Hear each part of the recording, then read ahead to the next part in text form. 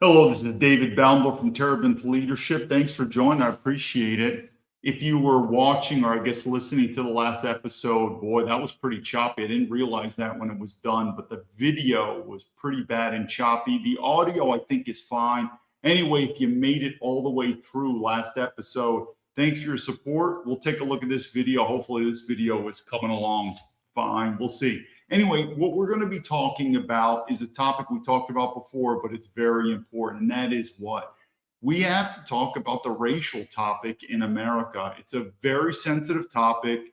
We, and I say we, it's really only white people get extremely nervous to talk about. But at the end of the day, once you go to these other countries, you'll realize that they are ethno-states. And I make that known when I say other countries. I'm talking about non-Western countries. As you know, I've lived in Germany before. I was stationed with the U.S. Army there. I did my MBA in Switzerland. If you go to Western countries, the political structure is very similar to America. The feminism, the liberalism, you could say the anti-white male rhetoric. The only country I'd say different in the Western world would probably be Israel, which is an ethno-state. So in Israel, they recognize that Israel is a state for, by, and of the Jewish people. Other than that, this is not known in the Western world. But if you go in the non-Western world, like in China, you will realize, man, it is unbelievably different. These are ethno-states. And what does it do? Changes your entire perspective on, what do I keep saying? Nobody treats women, racial minorities, and immigrants better than America. To the point, it's being done at our own sacrifice of particularly white men, but you could also say white women, but definitely white men. So we'll go through a couple of the news here, and then we'll go through the episode here. Now, it's interesting, this topic, and again, this is where I totally agree with Donald Trump about defunding a lot of these globalist organizations, to include the United Nations. Listen to this, because again, it goes back to our topic today. But are you like me? Are you absolutely sick and tired of hearing about the victim mentality in so many different segments? But here we're talking about Black people, African people, slavery. Just not interested in listening to this anymore, especially, like I said, when you realize how good we treat them. Another good reason I hope Donald Trump does defund, or at least meaning stop funding the United Nations from an American standpoint.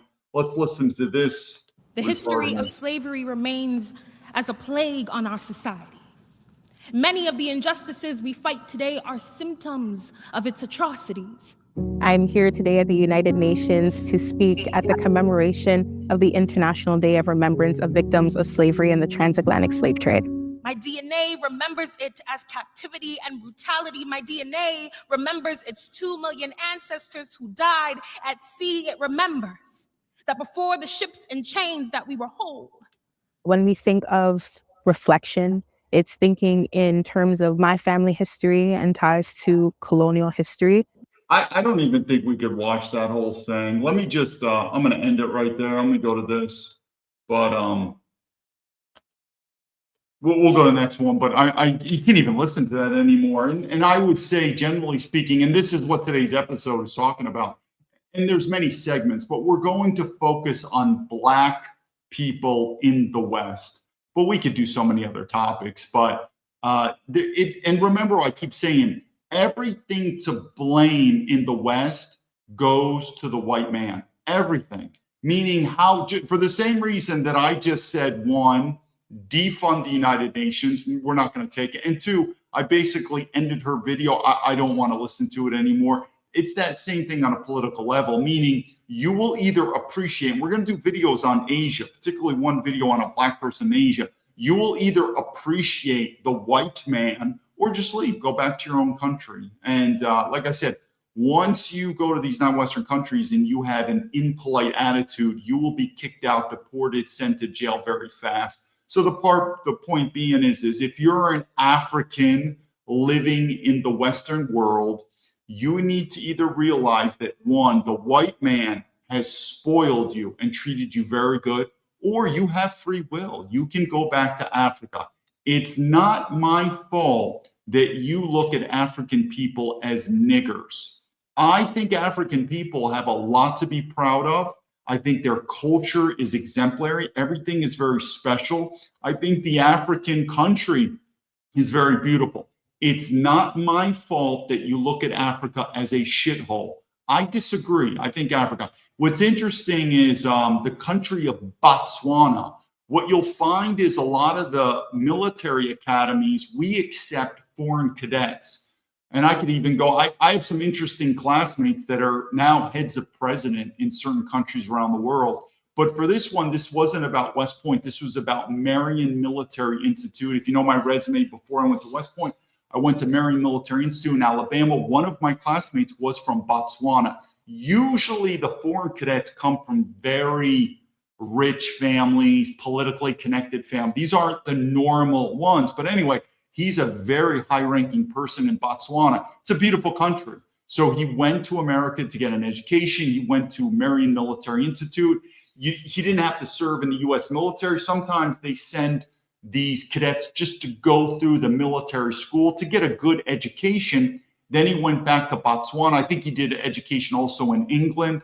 And show me pictures. It's a beautiful country. So again, we'll focus on America. If you're an African American and you look at people from Africa as niggers, I would say you're being very racist. I think the people from Africa are very special. It's a special place. And if you look at Africa as a shithole, I would say that you're also being uneducated and also very impolite. And I'd say again, Africa is a beautiful place with beautiful people. So if you're not content in the West, if you feel like you got a raw deal, go back to Africa. And the excuse is, well, I was born in America. Well, I was born in America too. No one's stopping you. I left to China. That doesn't mean anything. So go back. I don't see Spartan Seeker. I don't know what that means. Green siren, rumble loading is oh, I see the green. Okay, I got it. I'm working on there. So anyway, let's go back. I don't know. Is it still going on the rumble right there? Let me see where we are. Just making sure where this thing is going. I'm looking at the rumble to see. I think there's a delay, but that's fine. Let's just keep going on this right here. And 1 second. Hopefully everyone can see this. This is about Charlie Kirk. And I'm just telling you, this whole Charlie Kirk thing, Erica Kirk, I don't think it needs to be a rocket science. Something's going on there. It's very weird. Anyway, this guy, Pat Kirk, I don't know this person who did I guess it's called a parody. Now, a parody is legal. It's not considered defamation. Erica Kirk is considered to be now a public figure. Let me push this up here. Erica Kirk is now considered to be a public figure. She's suing this person. Again, I don't know what this person did the parody. It is what it is. I think about it, free speech. But this guy, Pat Kirk, who knows about me? Who knows about me? I'm waiting probably for him to block me sooner or later. But anyway, let's take a look at what I just said. And he says, I'm sick of what these demons are doing to this poor woman and her children. I don't know if I wrote it on here, but I said, oh yeah, I said, this woman is not poor. Erica Kirk, the amount of money that she makes and the amount of influence, she's probably more powerful, more rich, more famous than probably 99% of American men. So no, I don't consider Erica Kirk to be poor. And oh, guess what else? I don't consider to be Erica Kirk acting in a manner that's a traditional woman in mourning. That's not what a traditional woman does. She's like, man, I'm going to take charge. She's now the CEO. Traditional women are not CEOs. You know what traditional women are? Mothers. I mean, you could like Erica Kirk. It's your thing. But I'm just telling you, back to MAGA. I don't think MAGA understands what a traditional woman is. But let me go see now I'm reading the comments. Sometimes they're, yeah, it's working, dude. Okay, let me just see here. I'm going to back Zimbabwe, building that. So I'm going back to Zimbabwe, building a house actually with my wife soon. Hey, Despotic. I don't know if we've met. I assume then you're an African guy. Yeah, it's working, dude. Thanks. Like I said, I've got friends in China. These are white South Africans. They've showed me pictures of South Africa. Oh my God. I mean, it looks beautiful. Now, of course, South Africa can't represent all of Africa. So again, I'm not an expert on Africa, but I could tell you the pictures that I've seen in South Africa, I can understand why it was looked upon as a tourist vacation. It's gorgeous. I mean, it's a shame what's happening politically there, but what a beautiful country. I mean, I could literally see myself also living there if there were different circumstances, or even as a kid. I just remember watching a lot of African shows. I think it's a beautiful place. But anyway, Africa's beautiful, but lack of water parts. I see that. Let me go here. Ports are very corrupt. I'm just looking. I'm a white dude, man. Okay. I'm just seeing because I'm looking. Okay, here we go. Let's go to the next one here. So this is another thing where it's just different between, we're going to go, it's interesting. There's two clips here. Let me make sure everyone can see this here. So everyone looks at this guy, Radio Genoya. I understand where he's coming from and I support him, but there is this sense of protecting white women. Now, I'm not into that. So he's like, oh my God, look at these women here. And what do I say? It's interesting because we're going to go to the next clip.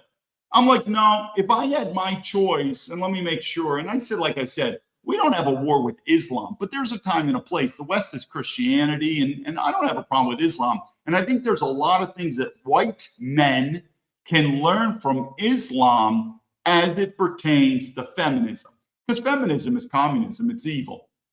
Meaning I don't think the Muslims have any problem with feminism. So anyway, if you gave me my choice of having a white woman who is a virgin, who's a Muslim, and yeah, she dresses up in a garbage bag outside. Obviously, I don't know the Muslim traditions, but I assume inside the home she can wear, whatever convenient clothing. But outside she wears a garbage bag, or whatever the hijab is, that gowns.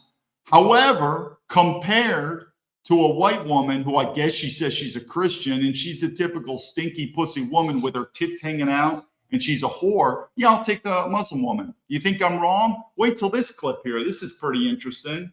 So we just talked about that and people are like, oh my God, I don't want my wife to be like that. Really? I'd rather my wife to be like this than this woman right here. Now, she's a mother. Look at her tits hanging out with her kids. Now, some people say there's nothing wrong with that. Well, interesting enough, the story behind her, and this has just happened to be, but she was having an affair on her husband. Let me see if everyone can see that. She was having, let me go here. She was having an affair. I guess everyone, yeah, she was having an affair on her husband. And I don't know what happened. Something went wrong and she got murdered. Okay, and some people could say that's apples and oranges. I think we should all agree, though. I mean, she was having an affair on her husband. She was cheating on her husband. That was wrong. I'm not implying that she needs to be murdered, but look at her tits hanging out. Remember I said, what a fucking whore. And now it shows that she was having an affair on her husband. Well, we could put those two together, but I don't want the mother of my kids with her tits hanging out right there.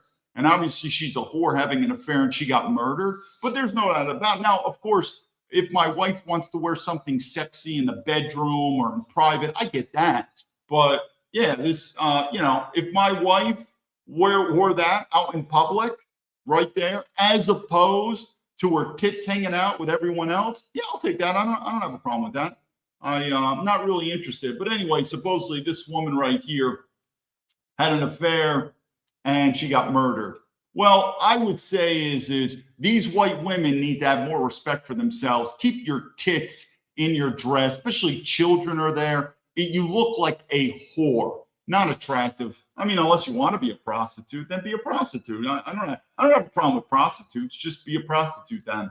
And then finally, what we're just going to do, the last one here is people talk about privilege. Let me look at the comments. Muslims, ladies dress normal inside the house. Yeah. I mean, like I said, there's obviously a difference what you're being dressed inside the home versus outside. But anyway, this is interesting. I don't know if you guys know this guy. Supposedly he's a Mossad or worked for Mossad.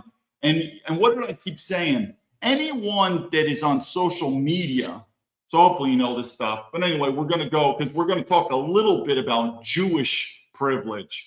But what did I say? Anyone that is on social media whose genre or platform is about leadership, politics, religion, any of these big things that influence people. I truly believe you have to go through the gatekeepers. Versus, like I said, it's like, hey man, I'm gonna do a YouTube video and it's gonna be outdoor camping, right? Or hunting, or I don't know, sports. I'm gonna do a boxing channel. As long as it doesn't get into leadership, politics, religion, spirituality, philosophy that influences people, then probably you could say the best people win. Meaning whoever's the ranking, if you're smart, if you work hard enough, you have what's called free competition. But I think if you're in any of these sensitive categories, like I mentioned, if you don't go through the gatekeepers, you're not going anywhere. Meaning we are being controlled even in America. I see Golden Tulip here morning. USA is the only country you can go broke and come out multimillionaire. So anyway, what I want to do is let's look at just a couple of these things. First, let's look at this bullshit here again. And the reason what I said is when I left America in 2010, I had never thought about this or believed this about in terms of the racism in America. But once you leave America and you go to these non-Western countries, what do I keep saying? Nobody treats women, racial minorities, and immigrants better. End of story. And what does that mean? You're tired of hearing the complaining. You're tired of hearing the complaining. So you're tired of hearing this. To take it upon. No, class consciousness will not save you, white man. No, class consciousness will not save you, white woman. Chanting eat the rich every chance you get will not save you. It will not. You still have to pay your debts and reparations to people of color, to black folk. We have not forgotten. You need to take it upon yourself to liberate yourself from the lies that your rich counterparts have taught you all your life. You need to take it upon yourself to make yourself uncomfortable, removing yourself from the system that you have benefited from your entire life. Front and fucking center. Can you imagine just listening to a woman like that? How does she get a platform and stuff like that? It's amazing. I see we're talking about Henrik. I don't know much about Henrik. I believe he's of Scandinavian origin. I don't think he's an American. I'll tell you, Godspeed to him. And I believe Lana is his wife. Good for them. I can't imagine how much censorship they've received anyway. But yeah, I'd be happy to be on their show. I don't think he knows anything about me. I mean, there's no doubt when I talk about the censorship that I have no doubt there's a lot of people who don't know anything about me. But are the US politicians, the FBI, a lot of them, because of course I focus on American entities. Oh my God, they know about me, the censorship. But other people, like I said, Henrik, I've never reached out to him. So I've never reached out to him, never thought about it. But no, I'd be happy if you'd be willing to do it. Let me see here any. They have gold colored beads and reparation. So this is when I say the topic today is going to be about Black people. But before we do that, we just have one quick comment about our sponsors. Let me make sure we see it here. And so before we talk about Black people, and to the Black people who think you are the protected class, think again. Reach out. Hey, sponsor, if you have an email address for Henrik, just in case, send it to me. I will. I'll write him an email. Again, I've always reached out to American entities. And the reason I did it is I'm an American military veteran. So I always expected a sense of loyalty from American entities, obviously from the US government. So I've never quite thought about, Europeans or whatever.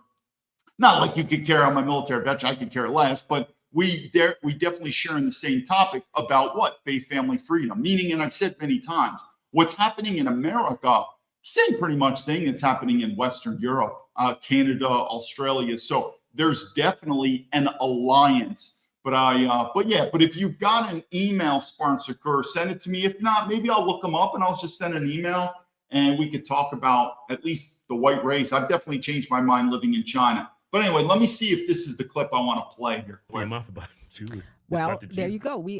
I think people say we live in a system of. Okay, so this is the clip that's going to start out, and the reason I'm making this clip is This is going to be the you could say the official start of the show, because, and I don't know this woman. It's weird now that I'm social media, which is cool. You meet people that you've never met before, meaning via social media. I don't know who this woman is, but I'm telling you, she's speaking a lot of stuff, because when I left America in 2010, I could say there were many things I was mentally retarded, meaning the topic of race, the topic of feminism. I mean, I went to Harvard, people. If you've ever been to these Ivy schools, they are so far to the left. So it was really China that opened my eyes. So obviously I don't think she's ever lived in these non-white. So meaning I would be curious. I don't know what it's called. I don't know if it's a blue pill, the red pill, the black pill. I don't know what these things called, but we'll just say educated. I'm curious, how or when did she get educated? For me, it was a lot with China. It's a lot with China because, again, it's a fascist country. It's an ethno state. And they don't fuck around. Black Lives Matter. Yeah, that ain't gonna happen in China. So I mean, that was my thing. But watch what she says right here, which is pretty interesting. Let me see. Spartan Secure. Try his Twitter, Telegram, or just donate super chat. Yeah, what I'll do is, Spartan, I'll just look him up on his channel. Maybe there's an email. It's like me. I put my email out open. But anyway, let's listen to what she says. She's pretty much on it because, again, we're talking about white supremacy, which is a joke. We all know it's a joke. But anyway, this is what she says, and I think she's got a lot of truth into it. People say we live in a system of white supremacy. I'm like, if that was true, you wouldn't be able to open your mouth about white people. Right. You can't open your mouth about Jews. Well, there you go. I think Dan Bilzerian's on about this. We live in a system of Jewish supremacy. Yeah. And I agree with him. I'm not about supremacy. Like, if you really want to believe in God and in the value of every human life, then there is no such thing as supremacy. Right. But I also don't think that means that we have to let in every fucking third world mongrel that wants to come in here and has no respect. So she's definitely not speaking politically correct, which is good, which was one of the reasons we also like Donald Trump, which, like I said, Donald Trump is definitely changing more and more to a globalist. But the reason why Donald Trump was such a breath of fresh air is because being politically correct is another professional way of saying you're lying. And so we don't want people to be politically correct. Just be a straight shooter and tell us the truth. But yeah, in terms of what she says right there, that's pretty interesting. But watch it as she still goes. Spartan Sedekar, I see the email. I will write him. I'll write him and I'll let you know if he's responded to me. But yeah, I'd be happy to be on his show. And I think we definitely have some similar topics that I could add value to. Can't even conceptualize what we built here. Right. And then wants to tell us how we're pieces of shit for having it. Then I'm like, then why the fuck are you here? You're right. Get it out. defies all right. Yeah, absolutely. Then get out. Believe me, in China, if you're a foreigner and you complain about China, the government, the people, the culture, everything, you are going to be kicked out of that country. You will be kicked out. So when I see these foreigners complain about America, and I'm talking obviously about immigrants, meaning non-U.S. citizens, it's amazing how much we take from them. You go to a non-Western country and act like that, you will be possibly sent to jail, but at the very least, you'll be deported. They're going to kick you out. But in America, and again, why is this tolerated in America? Weak white men. It all comes back to weak white men. Rationale when you see these people holding up their flags and they're complaining about people being kicked out of this country because they're not citizens, but you're waving another country's flag. It's just go home. Yeah, you'll be happier there too. Yeah, you fit in right with the other mongrels. Nobody will care. Like an evil, like voodoo shithole, right? And they bring these people here and they can conceptualize what America is. Yeah, and Haiti's another one, and we do have to recognize this is part of it too. Let me just say one second. If that was true, you wouldn't be able to open your mouth about white people. Right. You can't open your mouth about Jews. Well, there you go. So again, this is what I went so fast we skipped it. So basically what she's saying here is, if you really ask yourself, who are the most protected class? Because Black people sometimes think that they're the most protected class, the N-word. I can't say the word nigger, this protect. I believe many times the most protected class are probably the Jews. Why? You don't want to fuck with the Jews, meaning, obviously the white man is the least protected class. I mean, it's cool. I'd say white women are then just next, in terms of you could discriminate against them, you can make fun of them, you could disparage them. I mean, the white man is basically just I don't know what it's called in Mexican where you hit the sombrero, whatever that is. But anyway, it's the punching bag. The white man is by far the absolute punching bag in America. But I would say the most protected class, not blacks, I would say Jews. Let me make sure. I think she said it right here. One more time. People say we live in a system of white supremacy. I'm like, if that was true, you wouldn't be able to open your mouth about white people. Right. You can't open your mouth about Jews. Well, there you go.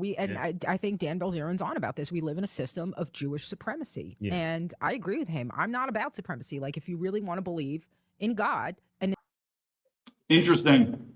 That to be a lot. I mean, Spartans are Jews number one, transgender. I mean, definitely blacks are up there. We know that. But I wouldn't put them as number one. You're right. I never thought about that. Transgender. In fact, I should do more videos. You're going to see it, and I think you've kind of feel this a little bit in some videos where there's more and more pressure of particularly white men to date transsexuals, which is basically saying become a homo. Where did that start? It started also with racial, because nobody wants to have a racial preference anymore because everyone's afraid to be racist. I'm talking about like a dating show. So they go to a white man. Do you have any preferences on race? When's the last time you saw a white woman or a white man on any of these shows when they said, do you have a preference? They said, yes, I prefer to only date white. Now, of course, if they have a preference to date non-white, that's cool. That'll be like, but how many times have you heard a white man or white woman say, I really only prefer to date white men or white women, right? It's rare. And what's the push? Race doesn't matter. Who cares? Don't be a racist, man. Right? And that's mainstream. We know that. That is absolutely mainstream right now, that race should not be a factor in dating and marriage and children. Otherwise, you're a racist. And guess what happens with communism? The goalpost continues to move. So now we're past race. Now it's like, would you date a transgender? Dude, I'm not gay. Come on, man. Gender, gender is fluid. You don't want to discriminate. You're going to start seeing white guys like, okay, I guess I'll be with the transgender. Think about it. It's the same thing with black people now. It's the same thing. If a white guy or white woman would be like, I really don't want to date a black person. Think how it would be. Come on, man. Don't be racist. We're all people inside. Do the right thing. Okay, fine. I'll date a black man or a black woman. I'll have sex with them. There you go. Stop being a racist. The same thing is going to be with and it's going that way. It's starting. But the race now is mainstream. It is for me to see like a TikTok video or YouTube, to see particularly a white woman who says, "Nah, I really only prefer to date white men." I mean, that's an oddity, an absolute oddity. Guess where we're going? Now we're going to go into transgender. Oh, would you be willing to date a transgender person? Dude, I'm not gay, but this could be with a white woman or white man. But no, it's not to do with gay. That person is a woman, or that person is a man, and you're like, no, not really. They're still a man. Hey, man, don't be racist. That transgender is a woman, or that transgender is a man. And you're going to see white women and white men. Give it time. I mean, I believe America will collapse before this, but we're going in that direction where the white man and woman are like, okay, I guess so, man. I don't want to be a racist, or I don't know what the term is, transphobic. I'll give it a try. I'll be with a woman as a man, or the woman says, I'll be with a transgender man. That's where we're going, because it starts with race. It's kind of retarded. But anyway, in terms of the supremacy, though, let me go one more time to this video here. And I want to do this video, and then we're going to go to Japan. And Japan is just one example, but I'm telling you, China's even worse, man. And when I say worse, I don't mean worse. We'll just say, I think worse is the wrong name. We're just going to say severe, because I've changed my view on racism. And that's why when people say, David, are you a racist? Yeah, who's not a racist? Now, I do believe everyone's racist, but there's different levels of severity. I believe America's we're at the lowest level. I would believe the non-Western world, and particularly China, they're at one of the highest levels I've ever seen. But is that bad or good? I don't know. I mean, China's very proud that they've been Chinese for thousands and thousands of years. I think we could say that's a pretty good accomplishment. And they could only obtain that accomplishment by being pretty racist. We, on the other hand, our society will crumble because we just didn't want to be racist. So I say again, everybody's racist in this world. There is no one that's not racist, but there's levels of severity. And I said, if you're a white man, particularly a white man from a Western country, that means you have the lowest level of racism in the world. Anyway, let's do one more of these bullshit things right here, how this is tolerated. Story. Discrimination is indirectly built into. It's time to decolonize, feminize, and rethink all streets. Not to erase history, but just to tell the full story. Discrimination is indirectly built into Brussels. The monuments we pass, the names we use, they reflect histories of inequality, sexism, and racism. Sometimes that history is hidden. Sometimes that history is right in front of us. But why does that matter? It shapes our collective imagination around who is remembered and who is forgotten, making inequality not only social, but also spatial. And that is really important where people with a migration background still face huge discriminations. It's time to decolonize, feminize, and rethink all streets, because tradition is never the excuse to upkeep racist and colonial structures. Can you imagine a woman like that lecturing me? Like, what are you doing? I mean, could you imagine a guy like me in China lecturing the Chinese not to be racist? And there's no, again, I told you this, there's less than 1% of foreigners in China. Could you imagine me in China trying to lecture that? Never would happen. So I want to do these two videos. They're the same video, but there's two videos. We'll see if there's a little different. This is the video that's going viral. It's an Italian, so obviously a white guy, or should be a white guy. If you're European, you're Italian, you should only be white. Anyway, he's a YouTuber. He's in Japan. He's just doing a YouTube video, and he runs into a Black American guy who's over in Japan playing football, American football. Anyway, long story short, guess what happened after this video? He was deported from Japan. They will deport his ass. And oh, by the way, this Negro only pulls this shit on white men. He would not do this to a Japanese because he knows the level of hurt he would go into to do this to a Japanese. But they do it to a white guy. But anyway, you might see this. Let's look at this video, but you already know what happened to this black guy. Not a surprise at all. If this would happen in China, it's gone. It's going to deport him. Abbiamo preso il fallo, sia io che l'americano. 1 second. Oi! Japan! Amiga! All right, let me just do this quick. He says the word amiga, and the Negro thinks he says the word nigger. But then again, even if you say nigger, I mean, in China, I should do my videos because I had a lot of videos saved up on my first X account that's been suspended. But I mean, the Chinese will come up and they will use the English word nigger. They know what it is. The Chinese word is called heiguiza.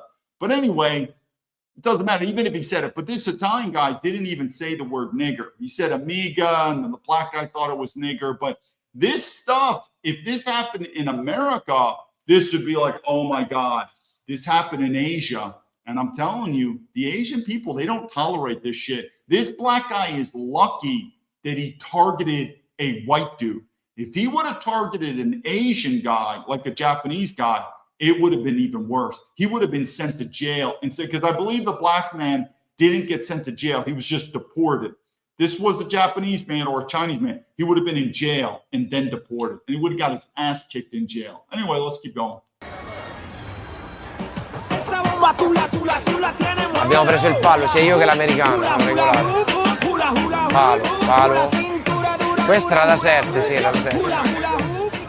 Mio fratello. Bufalino 420 ha donato 1 euro. Oh, grazie per l'euro. Intanto buonasera Luca. Sono entrato adesso, come sta andando oggi? Vedo che la connessione. So obviously this is the black guy right here. Look, again, if he would have done this to a Japanese man, this would have been dangerous for the black man. Ne regge perlomeno, è un buon inizio. No, mi dissocio. No, bro. You my friend, you. No, you my friend. No, I ain't no fan. So again, the black guy thinks that this Italian guy said, "Hey, my nigger," and he never said it. But even if he did, I could care less. But anyway, again, this is in Japan. Oh. I ain't no fan, bro. I ain't no fan. This gonna be my wait. That's not cool to say. Yeah, don't say my Che cazzo vuole lui? Ma che cazzo vuole lui? No, Don't say my nigga. Say I'm sorry. ma you is my friend. No. Say I'm sorry on No, the no. chat. Ah, you're sorry. Look how sensitive the Negroes get. And like I said, I agree. Calling someone nigger is a very impolite term, and you should not say it. But I mean, I've been called negative terms. You've been called, and I'm going to fight everyone that said, "Hey, you fucking asshole American." I'm going to fight everyone who says something like that. But no, it's different because it's the N word. And that's just, what do you mean? The nigger word? It is what it is, people. It's impolite. We should generally not do it. But you think I'm going to step on tiptoes here and do that? Because like I said, he does this with a white guy in Japan. He's not going to do this with a Japanese guy. I mean, if the Japanese guy says, "Hello, nigger," guess what that black guy's going to do? He's not going to do what he's doing here. He's not going to put hands on the Japanese guy, and he's not going to threaten the Japanese guy with violence. You're going to jail in Japan for that, just like in China. No, you're sorry. I'm sorry. You're sorry, sorry. for saying my nigga, right? No. This is what I don't like for band. This is no good. This. Right. You said my nigga. No, right? no, mi dissocio. No. What did you say over there? You said I'm sorry, right? Sorry. You're sorry for saying my. The weird thing is I actually originally thought that maybe the guy said nigger. I mean, I have done some things in my life, of course, many things that I look back, I'm like, that was overboard, that was stupid, that was impolite, and I should apologize. This was not. I mean, this Italian guy never even said the word. He said amiga, and he doesn't even speak English that very well. Like, I really feel sorry for the Italian guy. He doesn't even know what's going on. But this Negro, talk about low IQ and just absolutely just inferiority complex, that when he thinks he hears the word nigger, he's like, I gotta beat people up because I hate being called a monkey, even though I know I am a monkey. I mean, it's just, the whole thing's embarrassing. I would just say, if I had a black kid and they called him nigger, I don't know, maybe sometimes walk away, or maybe try to be polite and just say, "Listen, you called me the word nigger. It's free speech. You can call me nigger as much as you want, but I just want you to know it hurts my feelings. And if you cannot do it, I'd appreciate it. Maybe, I don't know, maybe try that, or maybe just walk away, or just go back to fucking Africa and try to build up Africa, where white people are like, oh my God, these people are superior, instead of being niggers and always coming to other countries. Because like I said, in Japan, they don't tolerate it. And this guy got deported. Nigga, right? I don't speak. No, Okay, you do speak. You said my nigga. I heard you say it. No, mi You got dissocio. 5 seconds to apologize. No, I'm no, gonna no. slap you open hand. No, okay. You Right. said sorry? Where you Say going? sorry. Say I'm sorry for saying Sorry. my nigga. You got to remember, this Italian guy doesn't even know what's going on. He's like, what's going on? And this black guy now, I think we would all agree, this black man put his hands on him, is threatening him, is intimidating, and now is what's the word I'm looking for? Stalking him. I mean, the Italian guy had already left the area, and now he's again. If you replaced, I know this for a fact, if this was in China, because again, I've been to Japan many times. But, I could say I'm not a Japanese expert. Oh, I'm a China expert. If this happened in China and that was a Chinese man who said the same thing, but fuck it, he even said the word nigger. He's like, hey, nigger. And that black man put the hands on, I'm going to punch you, stuff like that. Those cops in China are going to come. They're going to arrest that Negro. They're going to throw him in jail. And once he's in jail, who knows what's going to happen to him? And then he's deported. So in Japan, he's lucky. I don't know if he got sent to jail, but he got deported from Japan. I'm telling you, what we take in the West as white men, we are cucks. It's kind of like Alcoholics Anonymous. The first thing you have to do is recognize you're an alcoholic. We as white men need to look in the mirror and say, we are cucks. We're lying to ourselves. The stuff that women, and I'm talking white women, white women get away with, the stuff that racial minorities get away with, and the stuff that immigrants get away with never would fucking happen if white men had any sense of testosterone, self-respect, and leadership. Because I've seen other countries, meaning non-Western countries, that would never be tolerated in China. Never. Trust me, I walk around China very polite because I am a guest and they make it known I'm a guest. If you're a good guest, you stay. If you're a bad guest, you're gone, people. We in the West, white men get walked over. It's really, but it's now I actually understand why white women don't want to have sex with white men. I get it. White men also don't want to have sex with white women because they have some stinky pussies. I mean, the whorishness of white women, I get it. But flip side, women are attracted to alpha males. Women are attracted to strong men. Women are not attracted to cucks. And in the West, the reason this has been allowed, there's only one reason. White men are cucks. Sorry. Say Just it. say I'm sorry. What you I'm gonna sorry. do? Sorry, I'm sorry. He said he's sorry. He said he's sorry. It's no problem. He said he's sorry. Queste parole no. He said he's sorry. Ooh, I should slap you He said he's anyway. sorry. boy. He said he's sorry. Ciao, ciao. Ma che cazzo vuole questo? We're going to do one more video, same thing, different, but I'm sure this Italian guy's walking away because, again, he doesn't speak fluent English. He's probably like, dude, what the hell just happened there? What's going on? This black guy grabbing him, threatening him, approaching him. This would never happen if that Italian guy was a Japanese man, because that Negro knows in Japan, you don't fuck with Japanese men like that. I'm telling you, in China, I don't fuck with Chinese men. You don't. You do not fuck. You don't lay a hand on them. You don't do that. You don't realize the amount of hurt that's coming your way. In America or in the West, we get walked. They don't give a shit. They'll rape white women. Fucking hit white man. They don't have respect for us. And I get it. We're cucks. Ma questo è sto scemo qua. Mi dissocio, ma che cazzo vuole? Che cazzo ha detto questo? Ah, vaffanculo, va sto deficiente. Sto coglionazzo.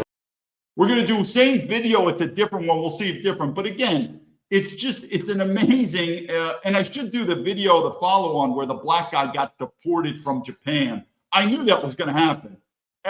I was questioning a little bit because it wasn't a Japanese person, but if that was a Japanese person, you're done. It's over, people. Involved in the street altercation has been deported. Let me go through. Nah, bro. You my friend, you. No, you my friend. No, I ain't no fan. Oh. The African-American athlete involved in the street altercation has been deported. The incident began when a news anchor, upon seeing Malik Stanley, politely greeted him. However, instead of calmly asking what the anchor had said, Malik Stanley turned around, grabbed the anchor by the shoulders, and demanded an apology. A shoving match ensued. From the footage, the anchor was clearly taken aback, appearing both confused and frightened, and could only explain the situation while repeatedly apologizing. Many felt that Malik Stanley's reaction seemed like he was intentionally using the misunderstanding as an excuse to pick a fight, escalating a minor incident into a full-blown confrontation. After the incident came to light, many people argued that even if he truly hadn't heard clearly, he should have clarified the situation first rather than immediately resorting to physical intimidation. Moreover, given that the incident occurred on a street in a foreign country, such behavior not only disrupted public order, but also completely ruined his personal reputation. Currently, Malik Stanley has not responded to the matter, but he may permanently lose his eligibility to travel to Japan. So we all know if that same incident happened in the West, it would not be a big deal. Well, he's not going to get deported, but in Japan, and he's done. And oh, by the way, Asian people, it's good to be white. Let's just say that. If you're not white, we're talking in Asia. Now, I'm still a foreigner, and I make it known. I'm absolutely a foreigner. I have no rights per se, but it's good to be white. But the point being is if you're a black man in Asia, you better watch yourself, because I'm telling you, the government, the police, the people, they already look at you because they know what's going on in the West. They talk to me. They said, man, why do you let these niggers beat you up and steal your stuff? Like, they see it. They see the media of black people in Europe raping women, in America. They see it. And they say, we are not going to have that bullshit in America or in Asia. So they already know it. But it's amazing what happens. Let me think. Let me see. Sicko. I'm trying to see. The neck is very fried. Yeah. When that guy put him on, grabbing his neck, and then he said something like, "You have 5 minutes or 5 seconds. I'm going to slap you," stuff like that. But I think the key is if we look at that stuff, this is not that abnormal, right? In the West, in America, I mean, the stuff that we get, especially black on white crime and stuff like that. Are we that surprised? The only difference is in Asia, they won't tolerate it. It's just very simple. They're going to send you to jail and they're going to deport you. And that's also smart with the Asian because you can pretty much, one, never become a citizen, and let alone you cannot even become a permanent resident most of the time. So you're forced, so they'll deport you in a heartbeat. They don't need this stuff. They'll be as soon as you're a black person in Asia, they're kind of looking at you. But as long as you're doing a good job, they'll leave you alone. But they have an eye on you. And you get in trouble, deport, because they're not going to screw around. They're not going to do what white people do, like tolerance, diversity's our strength. You know, the black people were slaves before. We have to be more sensitive to them. They have nothing. They could care less. It's gone. They're going. Anyway, let me see the comments here. Giotis, he's like, geez, you're a big guy. 6'7", 285 ginger, and I don't have those problems. But where do you mean? But where are you talking about? Fuck Japan, their property. Well, I mean, I don't know what you're talking about, psychosis, but if you're 6'7", 285, generally speaking, you're not going to have too many problems with men. Obviously, you got to be careful if someone has a gun or a knife, but usually if you're a big guy, people don't screw with you as much. So that's you should thank your mom and dad for those genetics. Asia is a duplicitous bunch of bullshit. By all means, if you tell me more, I'll be able to explain by that. Fuck Japan, their property. Not quite sure. I'm going to explain. I'll be happy to talk about it.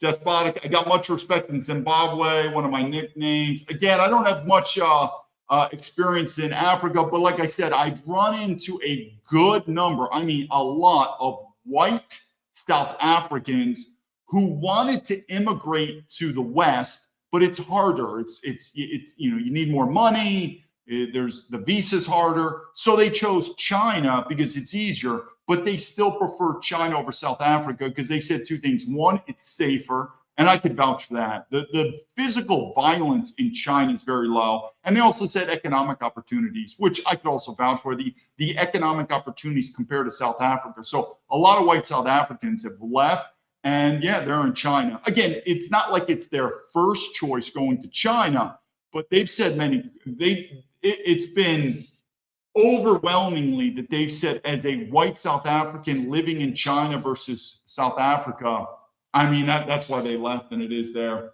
So the Jews don't like Afrikaners. Might be. I think that was the whole apartheid thing, but I could tell you, during the time, I guess you would say apartheid, South Africa was a phenomenal country, but I think it's probably, I don't know. I keep saying it like the West. I think it's done. We'll see where it goes. Jews only like Jews. Yeah, the Jews are definitely very racial. So you said, when I was in Japan, I was treated like a unicorn half the time and a devil. So it's kind of hard to go. They like white people, but you're a foreigner. I mean, I guess it's like me. So I'm fluent in the Chinese language, and they like white people. So there's no doubt about it. If you're going to be a foreigner in Asia, be white, if you could speak the language. So there's no doubt about it. They appreciate it. But at the other time, never confuse yourself. You are a foreigner. You will always be a foreigner. I don't care if you marry an Asian woman, have mixed kids, were born. I mean, there's sometimes even white people that were born in Asia for some reason. You will, for the rest of your life, being a foreigner. As long as you don't forget that every now and then I've run into some white dudes who've lived in Asia a long time, and they make the mistake of thinking, man, I'm local here, man. This country's me. You know, it could be Thailand, it could be Vietnam, it could be Singapore, it could be Hong Kong. It doesn't really matter, but there's always sometimes you meet these white guys. The wife is Asian, they've got mixed kids, and it's like, dude, I've lived here for 30 years. It doesn't matter, man. It doesn't matter.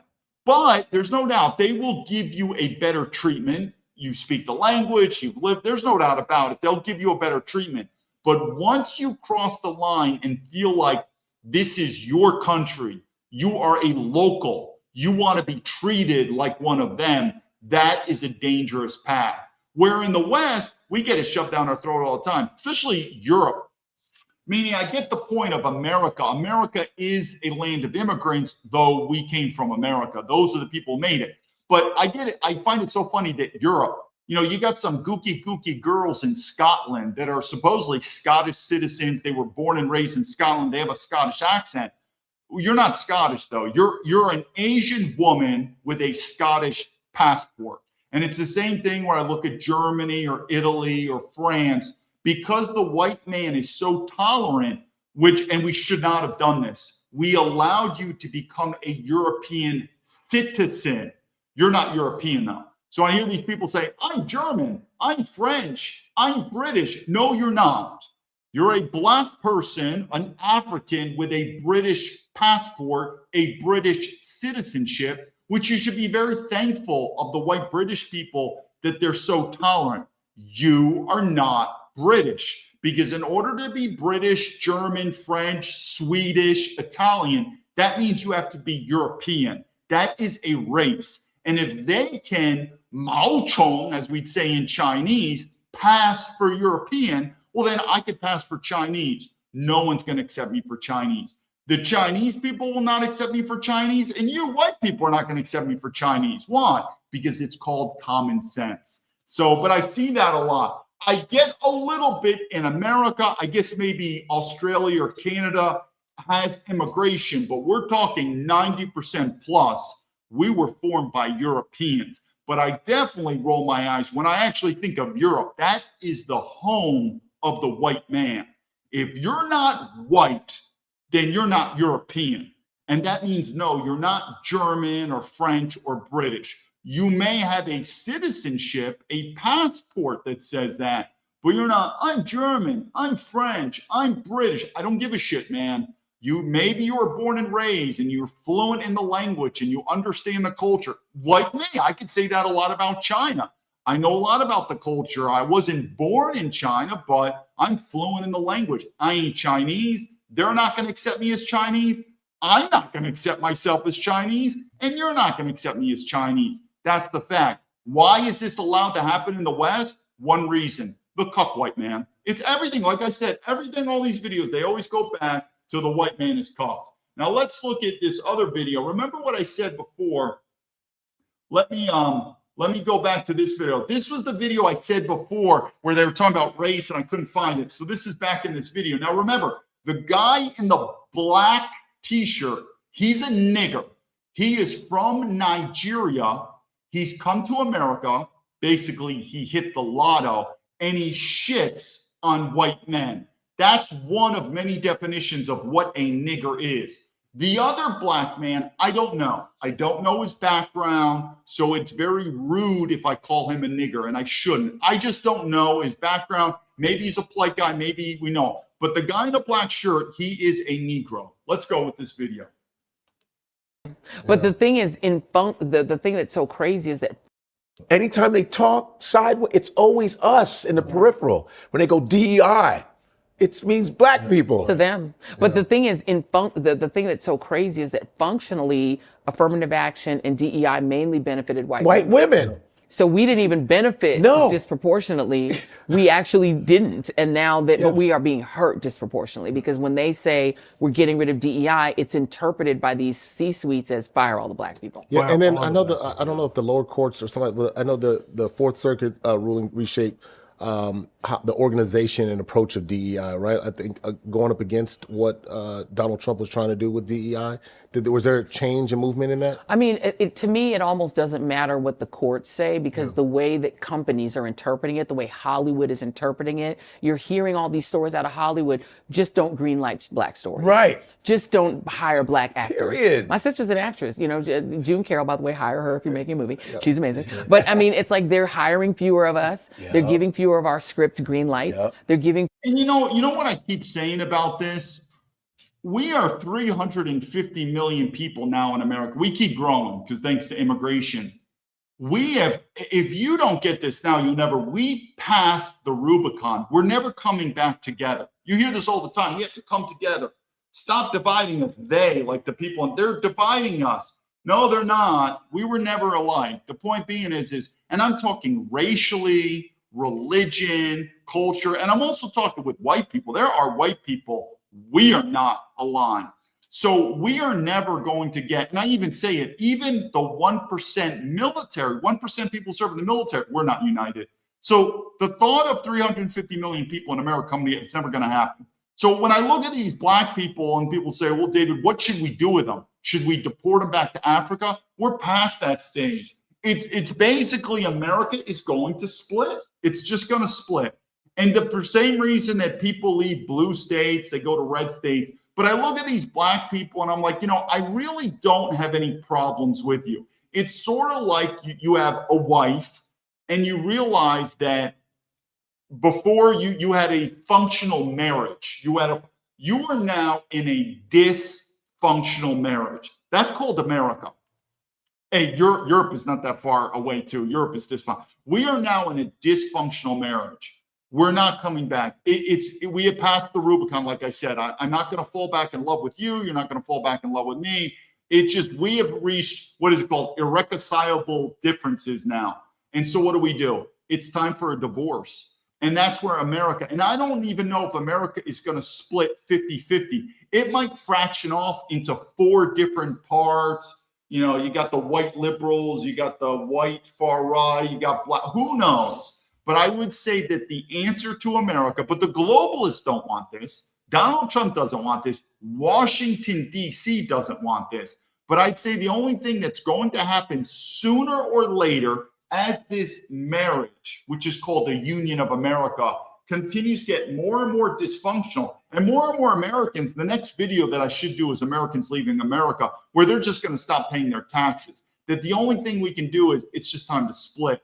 And there's going to be certain states in America that's basically going to be run by the white man. And I would tell people like that, I'm sorry, but you're not welcome here anymore. This, through diversity, we have destroyed America. We are now retreating to our state. We don't want to destroy our state. We are going to allow, for lack of a better word, allow the white man is going to lead. And we don't want diversity. But, you know, best of luck. Maybe the blacks will take other states in America and good luck to them. I have no issues with them. But people would say, where's this going? Because you got to use common sense. Let me push this down. Let's use common sense. For the last 100 years or more, how have women's rights happened in America? Women's rights have increased. What about racial minorities? They've also increased. What about immigrants? Their rights have increased. Remember I was talking about the 3 groups? So we can all agree that in America, women, racial minorities, and immigrants, their rights and privileges and benefits and status have all increased. And how's America?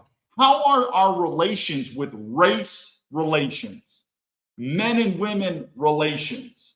American, it's getting worse and worse. It's worse and worse and worse. And it's not going to get better. And until people think maybe the solution is, it's just time to go. But like I said, that would be my solution with these people. It's just time for lack of a better word, a national divorce. And until then, more people next video are going to be like, hey, we're just going to leave. And at least the good thing about that is we're not paying taxes. But the big question is, where do we go as a white man? That's difficult. It's a difficult question. Where do you go? Because what's happening in America is also happening in Western Europe. So there are these similar problems. But sooner or later, white men, and I've said this before, think about the draft where I'm showing you the system. Look at this war with Iran. You think now as a white man, you're like, yeah, I'm going to sign up for the draft. I'm going to die for America. Meaning what I'm saying is just like taxes, more and more white men are going to check out of the system. They're going to check out of the system. For me, I mean, I left in 2010. That's a total checkout. But they're going to say, I am tired of paying my tax money. I am tired of support. I'm tired of serving in the military. I am not going to put my time, money, and effort into a system that shits on me, for lack of a better word. And you're going to see more and more white men that say, I'm checking out of this system.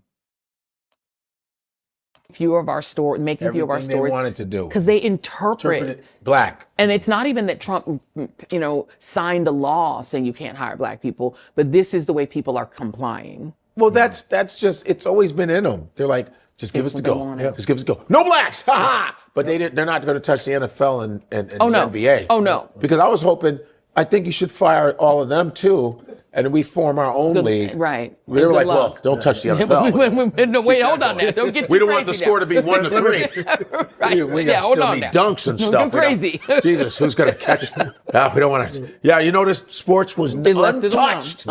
Untouched. Yeah, this is another thing about sports. And like I said, it's the same thing I talk about women. There's no doubt about it. I have anger issues with white women. I don't really have any anger issues with black women or Asian women because they're just different. And when they're different, that means they're separated. And it's like if you said, David, what do you think about the black people in Africa? I wish them the best of luck. Why? I don't have a problem with people in Africa. What do you think about people in Japan? Best of luck to them. I mean, I don't know. Why would I have a problem with them? So that's kind of how I look at my main problem is with white men and white women. So now we're going to talk about the sports team. I think it's a waste of time. I mean, after I left America, I wasn't really big into the Super Bowl. I don't go to the NBA. I think a lot of these white guys that are fans, I mean, think about the term fan. It's a very cuck term. Women are fans. You as a father figure, you as a soldier, you want your children and your wife to be fans, right? You want your child to say, Daddy, you're my hero. You want your wife to say, boy, you're my Roman gladiator. That makes sense.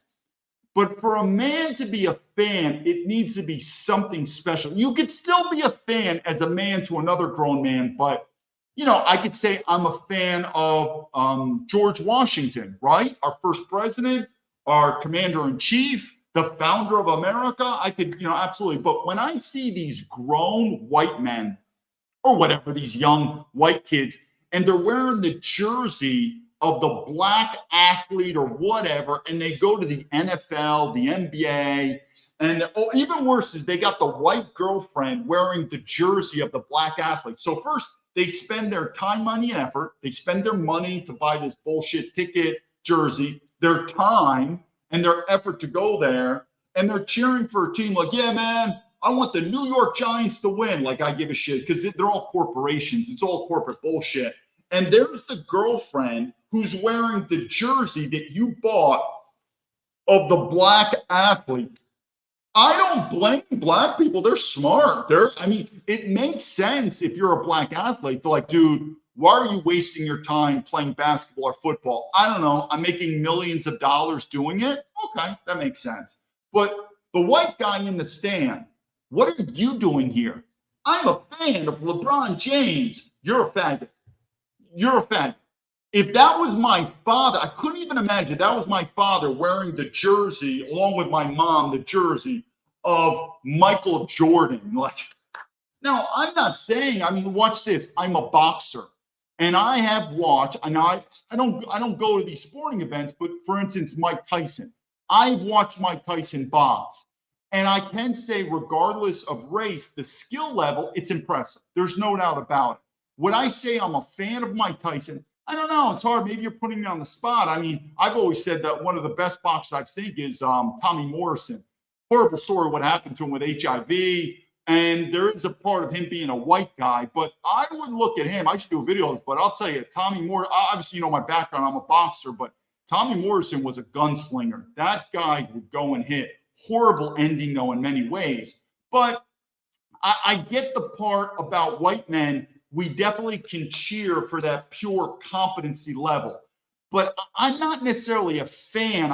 I've done more boxing than watching boxing. So if you like football, play football. And if you're like, yeah, but I'm not good enough for the NFL, well, I don't know. You have a backyard. You have a football. Play with your kids. So athleticism is great, training. Maybe you're just going to play at the high school level or whatever, your kids. But when you're a fan, where you're devoting time, money, and effort to be the bitch boy of these professional athletes. And yeah, some of them are just, I'm not just saying they're non-whites, but even politically, they're like, Black Lives Matter. These type of white men with their white girlfriend wearing the jersey, the word pathetic comes to my mind. It's just pathetic. I just don't. So, and I'm from upstate New York, so that's where Mike Tyson was. That's where I'm from. I was from the Catskills. So Mike Tyson was kind of very popular there. We knew about this strong black kid that was just knocking out people. And there was no doubt about it. I've seen a lot of videos of Mike Tyson from, you could say, studying him. And I think he's a phenomenal boxer. But I've never been a fan per se, not just from him, anything. All I'm saying is, if you're a man, be very careful to be a fan. You could be a student depending on what you are. I've been a student of many things. And I want to change the story, but when I see these NBA, NFL, or whatever, and I see these white guys that probably should do more time in their life spending time with their children, their wives, or maybe just working on themselves, but they spend more time being a fan of this sports team. It's just kind of pathetic in my mind. I've never been like that. Again, the last Super Bowl that I watched, I don't know, 20 years ago, haven't missed a thing. I'm fine. If I never watch a Super Bowl for the rest of my life again, I'm fine. It doesn't really add value to me. Yeah, I know. Because I said, why don't we? How come it's still black? Why is the NFL still 70? You know what I'm saying? Because whenever they're benefiting monetarily, sexually, or whatever, that's when it's good. But if we have autonomous happiness, then it's like, oh, you gotta end that. You ever see it in a restaurant when black people are by themselves happy? They go, they're making a lot of noise. They go, you are too. Right. You were too. It's like, and you're complaining. Right. And you're complaining. Right. But it's like when they see us, they say, get out of here. Okay, we'll get out of here. Get out of our town. Okay, we'll go build our own. Let's go burn that. What are they doing? We gotta burn it. Right. Because we're running rent free in their heads every day. We run rent free. Yeah. This is all facts. What do you think the long-term impact is going to be with affirmative action? Hey, I see you, Rachel Hawk. Good to have you back again. When I lived in Germany, it was really pathetic. And they said the only time the Germans would ever have a sense of patriotism was on a Fußballspiel, which would be a soccer match. And it's just pathetic, but, it's the only time, World Cup where they get together and they have some type of, but it's interesting. Like I said, the German citizens who are not of German ethnicity, like the Turkish, we said this before, like the Turkish people living in Germany with German citizenship, guess what team are they rooting for? Oh, they're rooting for the Turkish team, even though they're German citizens, which goes to my point. What's more important, your citizenship or your race? But it is pathetic. A lot of times I've seen, especially in Europe, the only time that they have a sense of patriotism is watching a fucking soccer game. It's just really pathetic. And the removal of affirmative action.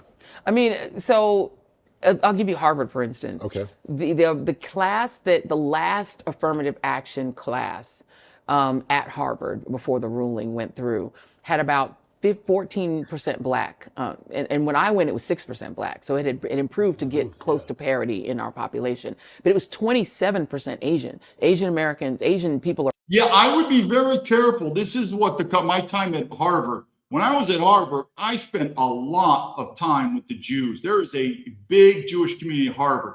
So I would be very careful when MAGA says, it doesn't matter the race, religion. We just want the smartest people in colleges. We just want the most competent people in companies.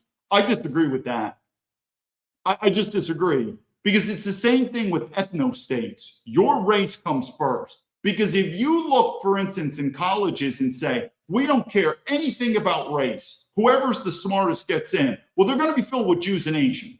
I mean, is that what you want? Again, I don't have a problem with Jews. I get the whole Jewish thing and free speech. You can say whatever you want on this about Adolf Hitler. But the point being is I would say that generally speaking, America, along with Europe, is a European country. And if that means a European has lower test scores than a non-European, well, then I guess then it is what it is.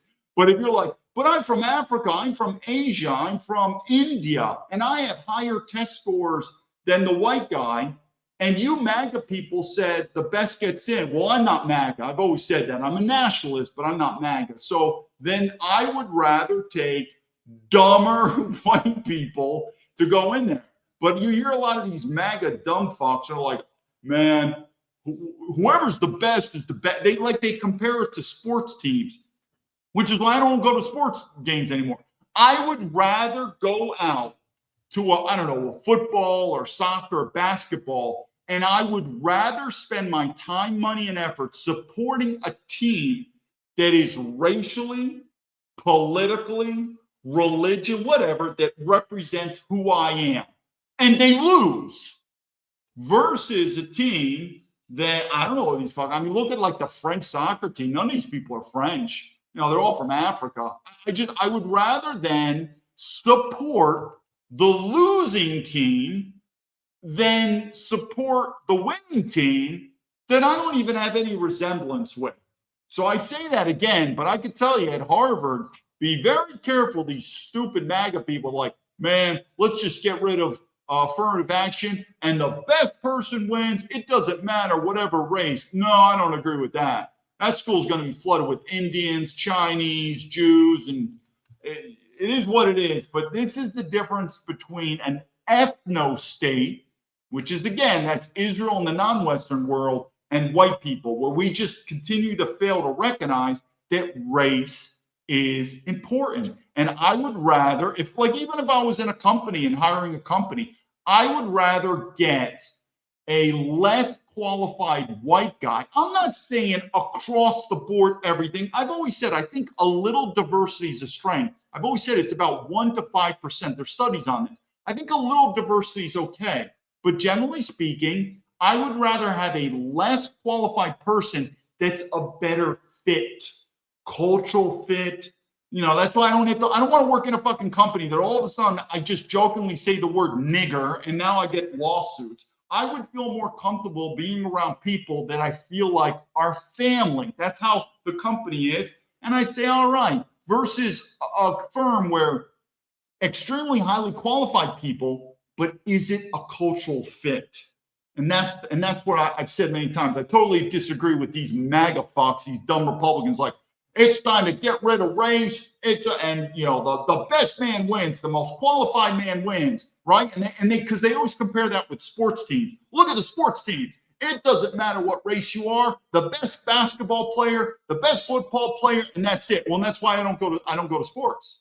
I don't support sports at all. I'm not going to go to the fucking New York Giants. When I grew up, the New York Giants, even though it's a fucking corporation anyway, but at least when I grew up as a young child, it resembled, I guess you could say, who I am more than now.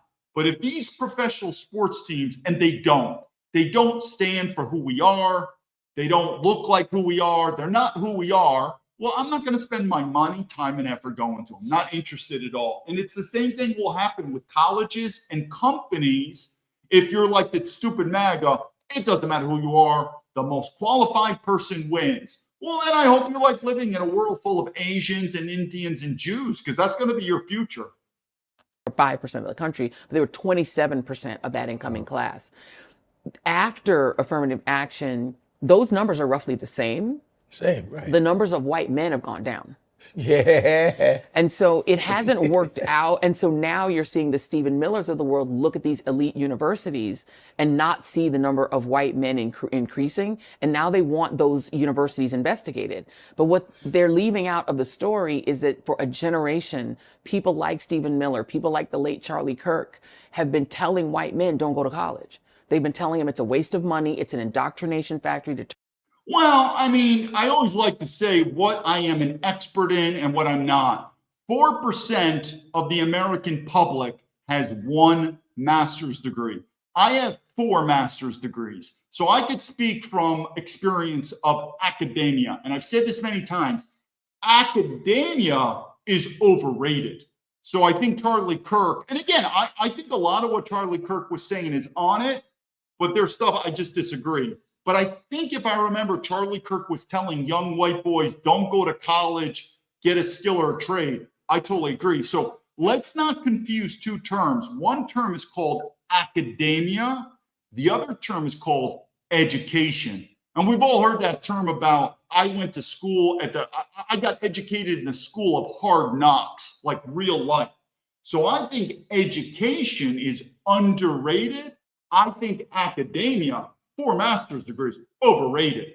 So I do believe, do you need to go to college? Maybe, but I still believe in some type of formal education. Maybe you want to learn plumbing, electrician, meaning some of it could be like a blue collar skill, but I still believe there's a value to learn skills like finance, like law. But do you really need to go to these 4 or 7 year programs? No. So the point is like, hey, David, I want to learn finance.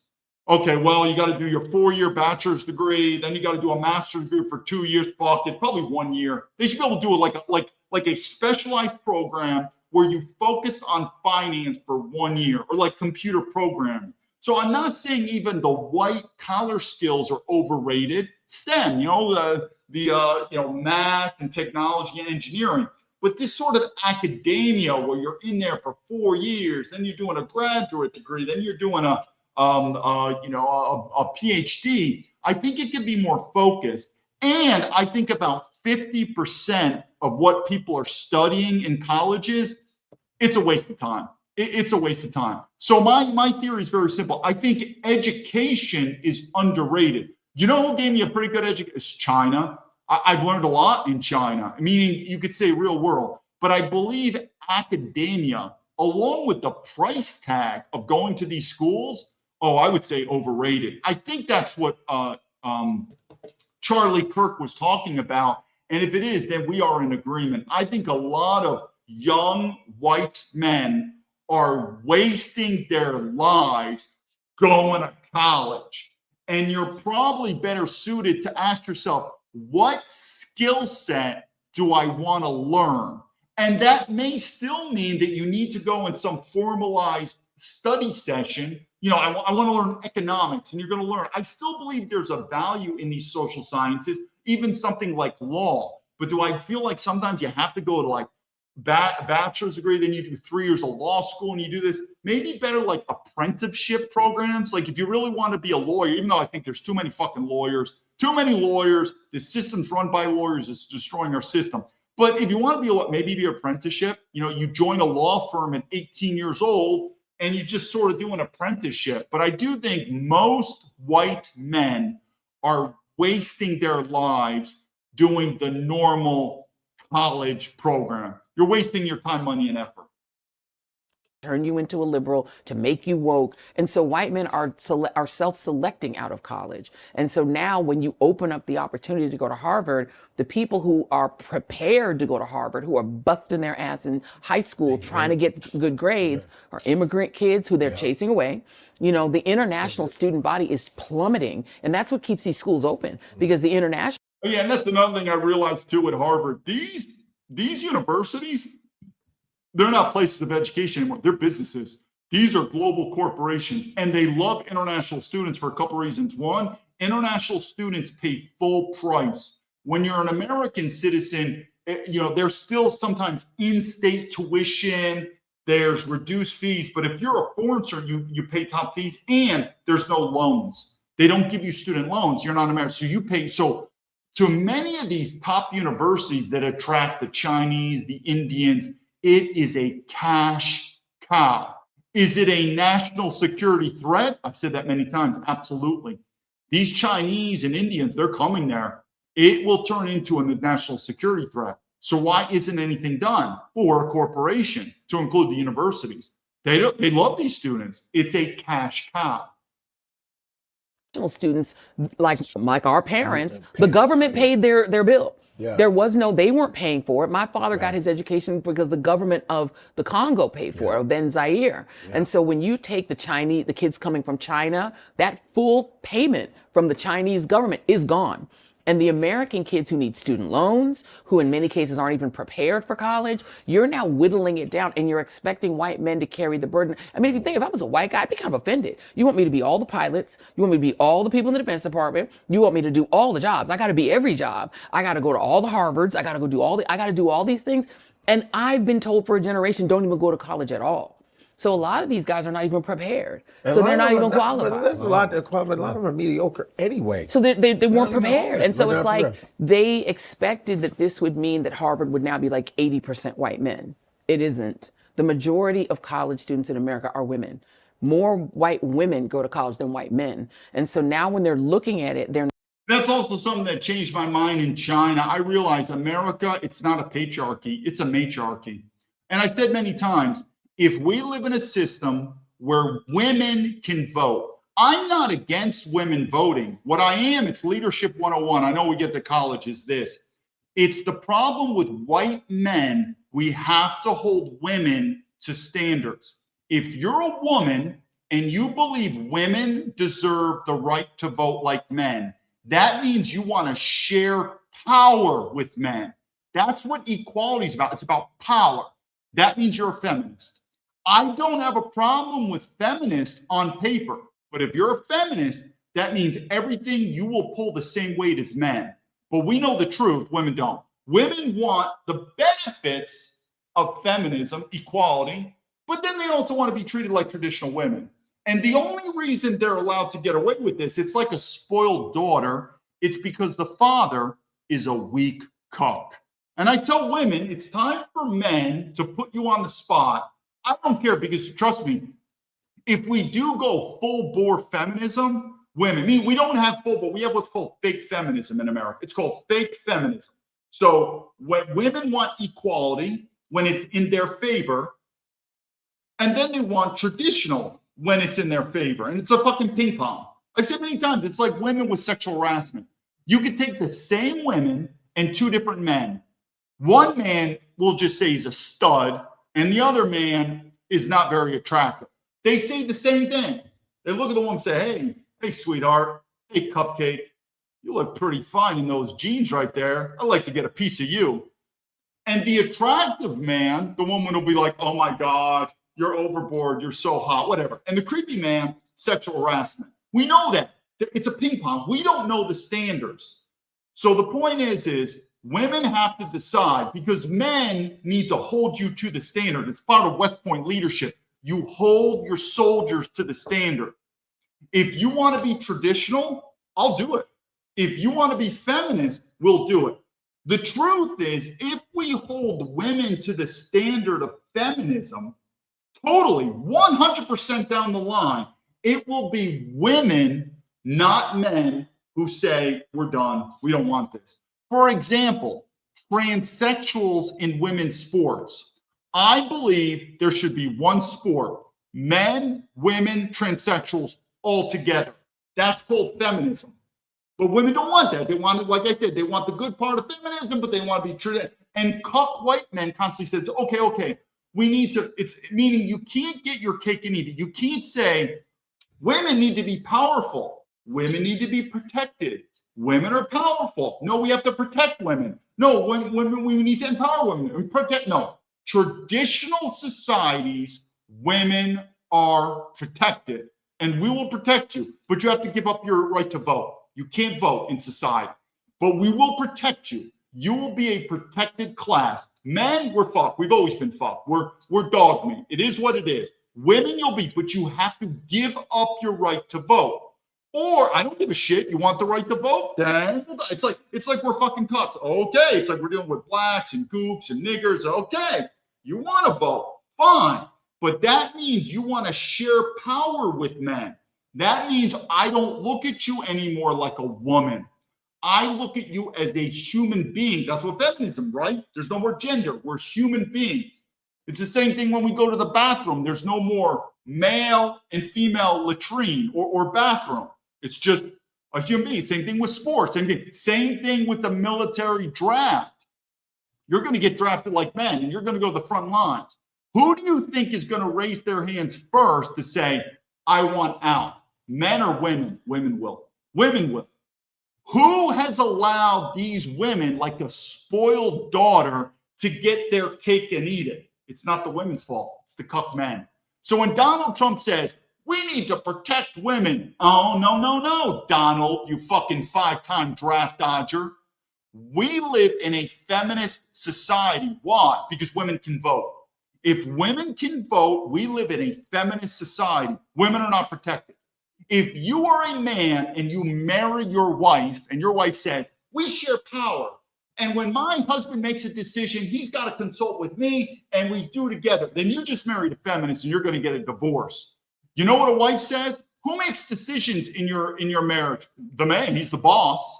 He's the boss. Yeah, boss, general, emperor, lord, lord of lords, whatever adjective you want. He's the fucking man. But I'm protected, the woman. That's how it works. So I'm telling you again, if you want the right to vote, you have to take responsibility. Some women won't want to do. But if you're willing to take responsibility, I don't think you will. But whatever. We'll play this cuck game because white men are the biggest cucks in the world. So let's play this cuck game. But if you're willing to play this cuck game that says, we want equality and we're going to take equal responsibility. Okay, then let's do it. That's why I don't support this bullshit of protecting women in sports. If a transsexual wants to play sports with you and they break your fucking neck and you're paralyzed and they break your jaw because they're too much muscular, welcome to the feminist world. That's what you women wanted because you want your right to vote.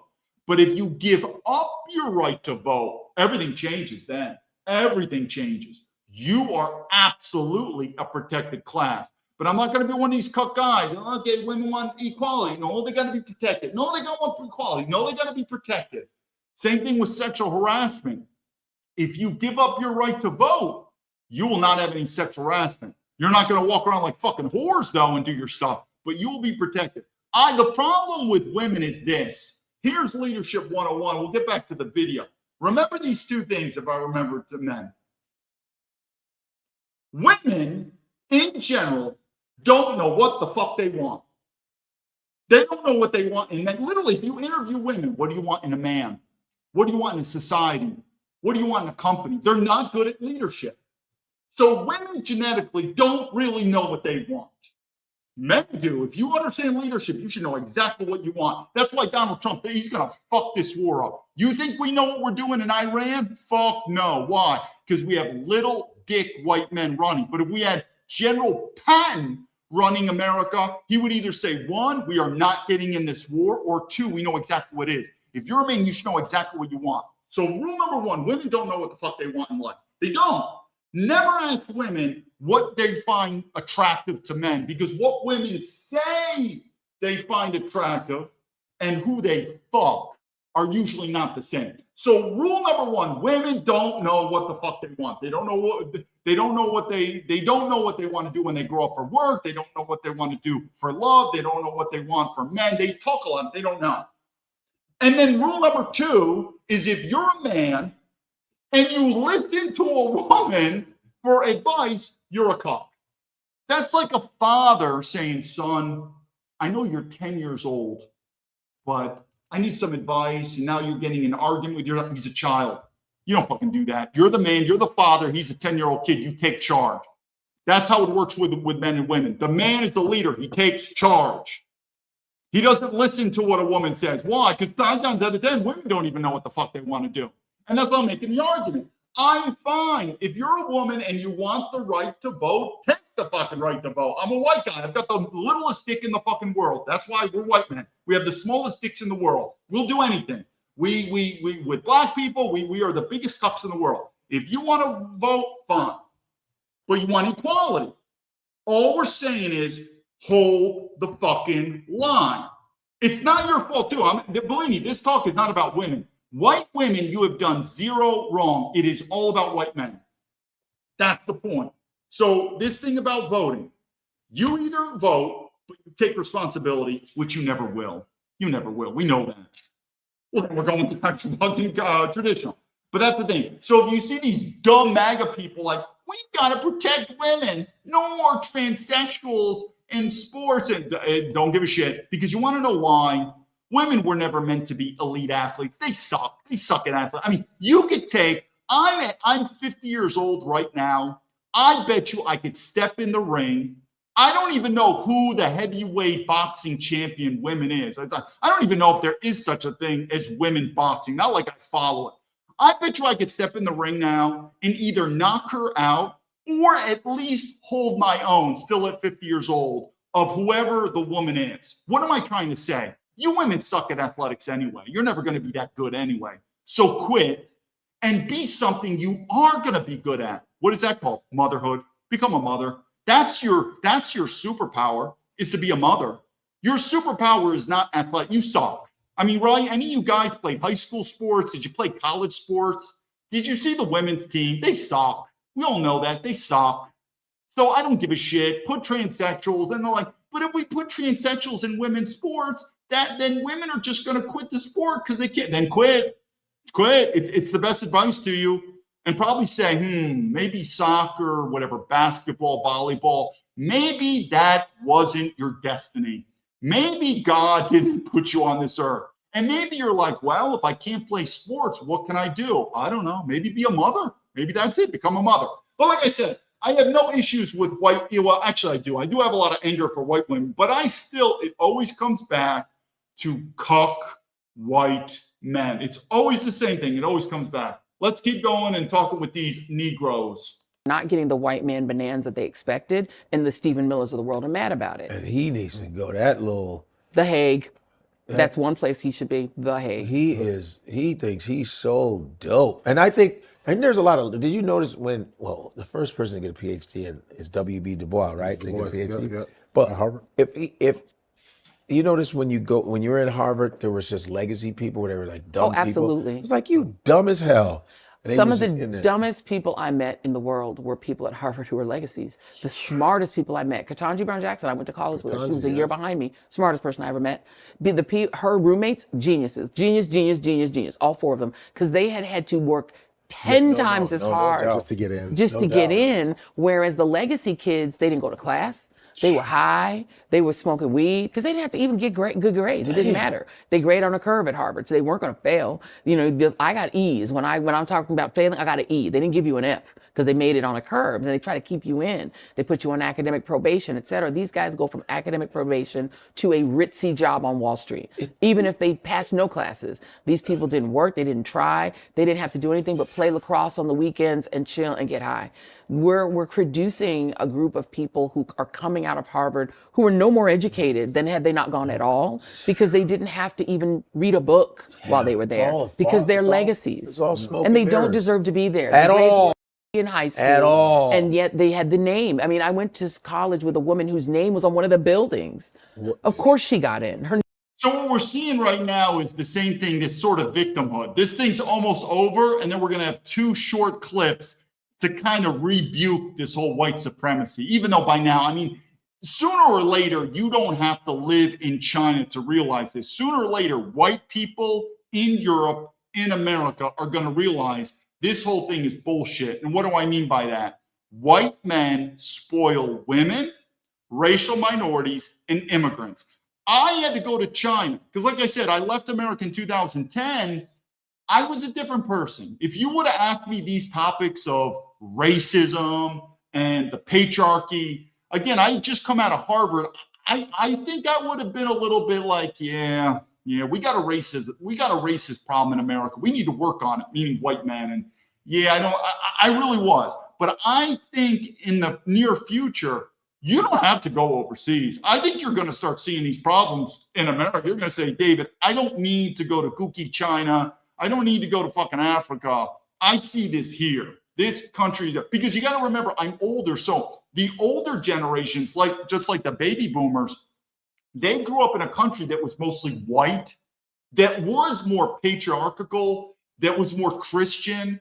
Now, if you're a young white American kid growing up now, I don't know where you're going up to. I mean, there could be instances, you're a white kid, you could grow up already as a racial minority in your school. Christianity's done.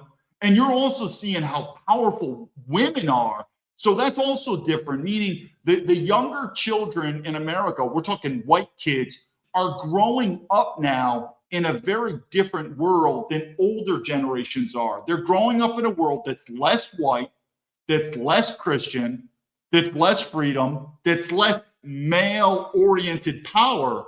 And they're starting to realize this is a fucking problem, where it took older generations maybe to leave America.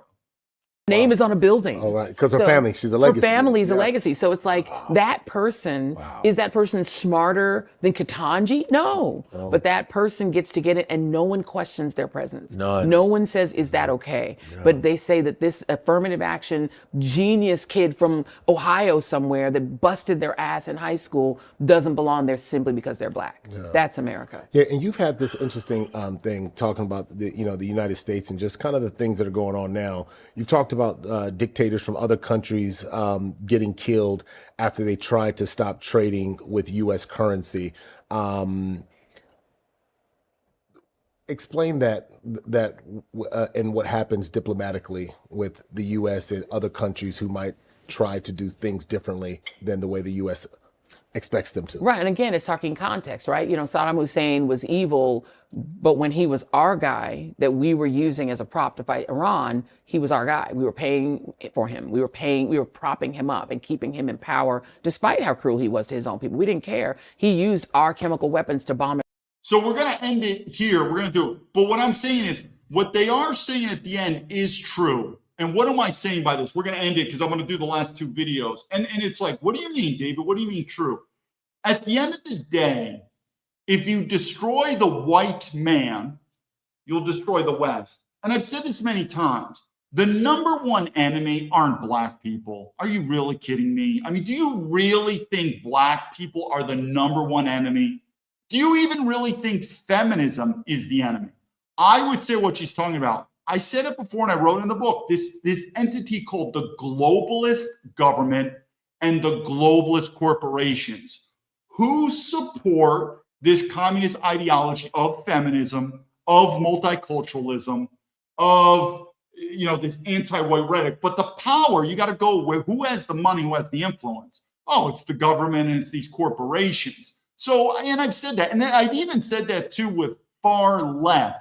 I've never said that, well, it's obvious, meaning the ideology of the far right and the far left, we're not the same, but they're not our number one enemy. We're not, now we're in the long term, we can't live together.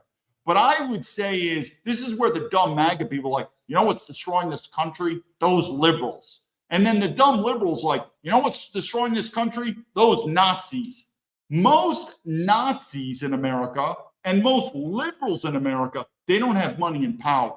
I would say focus on the money. Who's got the money? And I would start looking at these globalist government and the globalist corporations and entities. And if you'd say, yeah, but isn't that with Israel and the Jews? Well, I'm not going to deny that. And again, free speech, let's go. But I would say go with where the money is. But I've said many times, you cannot have a nation where your competing ideology is globalism.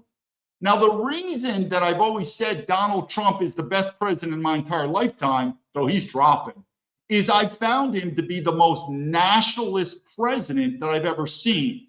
Going to war with Iran is not a nationalist thing. I mean, meaning that this whole war in Iran is just a deviation of nationalism. And there's other things he's doing that I'm not a big fan of. But I keep saying, if you want to lose a nation, well, adopt globalism as your competing ideology. Whereas in Israel and in the non-Western countries, they're nationalists. I can see it. I mean, it's obvious. I mean, I'm never, like in China, I'm never going to have influence. Zero. I mean, the amount of xenophobia they have for foreigners. China, not just the Chinese government, but the Chinese people, belongs to the Chinese people. We can't say that in the West. Does Europe belong to the Europeans? I mean, we could say it, but it's not happening. Does America belong to our founding fathers who fought? I get the whole Native American thing. Sorry, there was genocide. We talked about it before, but can you really say America belongs to the white man? You could say it, but it's not happening. So the part is if we have, and it's the same thing, like I said, with the MAGA people, there still is, our ideology is still run by globalism. And eventually nationalism will dissolve. And when nationalism dissolves, well, then the nation dissolves. But the point is living in America, I thought that was just the ideology of everyone. Because again, I lived in Europe, and that's Europe. No, that's not that way. And not meaning, look at even Japan. Japan is willing to hinder their economy, meaning lose money, but keep their people, their culture, their society, their country, because their competing ideology isn't a globalist corporation. That's basically America. All we are about is the money. And so the part is, when you live in these non-Western worlds, you realize, no, now I realize what is the difference. And I say that. I believe the war is nationalism versus globalism. You could say the rich versus the poor in some ways. Why? Because the rich are becoming more and more, meaning if the American system is so good, and two things are happening. One, the money continues to get accumulated in the top 1%. It continues to get accumulated. What is going to happen? Now we're going to have a guy like Elon Musk. And again, I've always said, I'm not a total fan of Elon Musk. This is the same cocksucker who suspended me 3 times on X. But you're telling me and supposedly he's going to become a trillionaire. So the future of America is the top 1% of America is going to continue to accumulate wealth. That's capitalism. That the future of America is a continued percentage decrease in the white population. This system's not working. We all know it. But in the non-Western world, without a doubt, China will sacrifice their economy 100% to keep China Chinese. These are some of the most racist, xenophobic people I've ever met. And that's not a negative statement. What I'm saying is they will put the Chinese people and the Chinese nation before money. I think in America, it's just a fucking globalist corporation. We don't care. We just really don't care. And we keep fooling ourselves. This is capitalism, man. If you don't like it, you're just this is not. This is fucking globalist capitalism. This is oligarchy. This is nepotism. This is corporate cronyism. This is not capitalism anymore. So anyway, that's what I would say. So I do want to say that, and that's where I look to the black people, or if you're the white people, but I, by all means, never would look at the black people as you're the primary enemy. No way. I would just look at the black people similar like I do with the Chinese and just say, we are a different people. I don't believe, at least from that I'm going to say I'm better than you're better than you, but we are different. Race is real. Gender is real. That's all we're saying. Race is real. We're just saying we're different. And because we're different, we probably need to be separated. What would that be? Either one, we should help out. This is where I do believe in reparations. We should help out black people re-immigrate back to Africa. We'd be happy to help you out. Or maybe we're just going to have to separate in America like a civil war. I don't know. There's going to be 2 or 3 states, and they're going to be black states. I'm not saying that it's got to be 100% black, 100% white.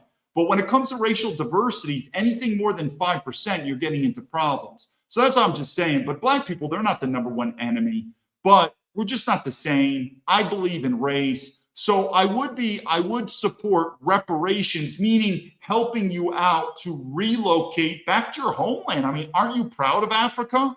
Don't you want to go home? Or for the black Americans who don't want to leave America, eventually we're going to have to split. It's not going to work. It's just not going to work. We know that. And more white people are going to realize as the white population continues to go down, then it's not about working together. It's going to be about survival. It's going to be about white survival. People are going to really know. Now, what I want to do is I want to do 2 videos real quick. Yeah, Rachel Hawk, globalism dead, poisoning us, feudalism, modern day. I mean, that's what I look at America when these dumb MAGA people, like when you go against the system, like, what are you, anti-capitalism? This is not capitalism, or you stupid fucks.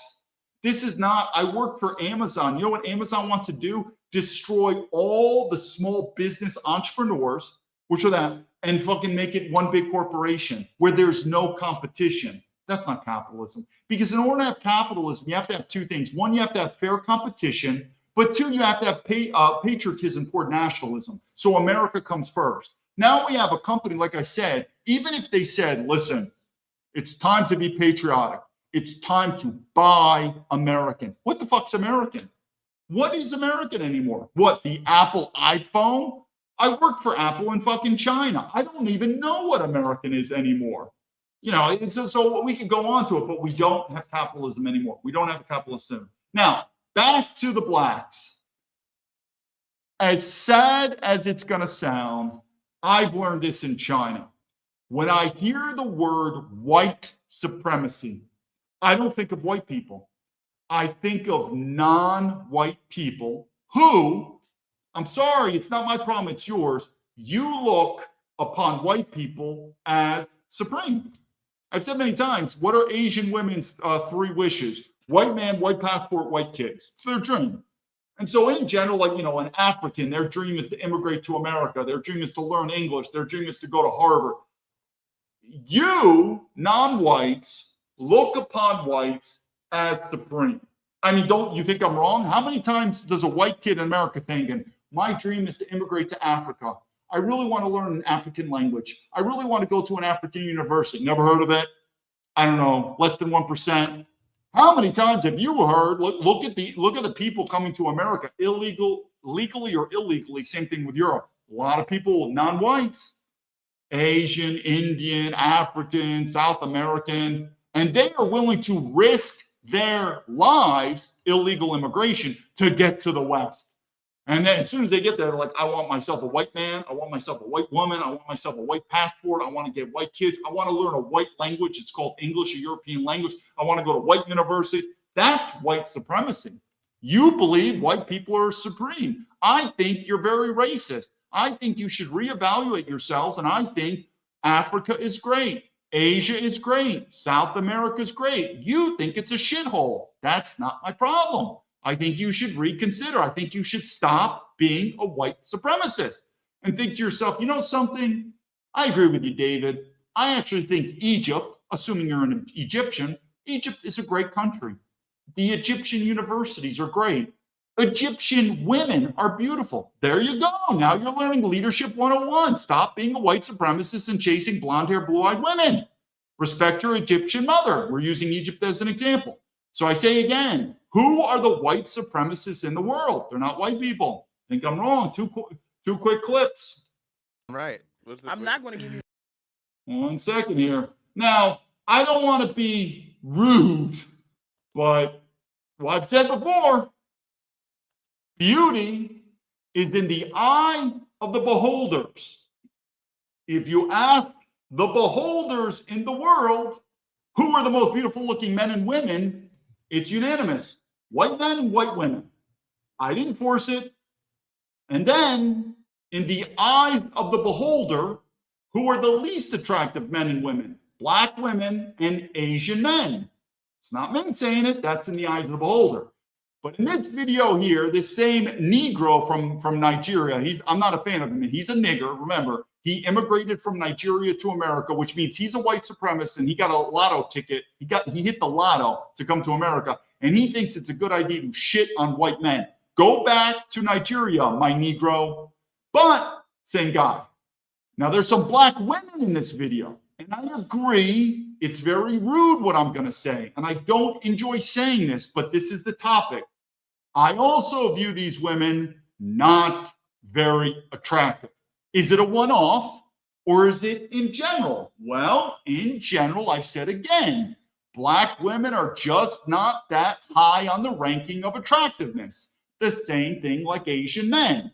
If you disagree with that, then change the rankings. Talk to people in the world. Convince them that Asian men are attractive. Convince men that black women are attractive. You do it. But this clip alone, boy, it really emphasizes my point. Here we go. Says she doesn't date black men. It's pretty hilarious, though. Is it a fat white lady? No, You know it's a fat black woman. He can't wait to show us an ugly fat black woman. Damn right. I'm not going to give you the response that you want. Right. So what he's saying here, there's 2 black women in this clip. One is, as you're seeing, I'm sure she's got a great personality.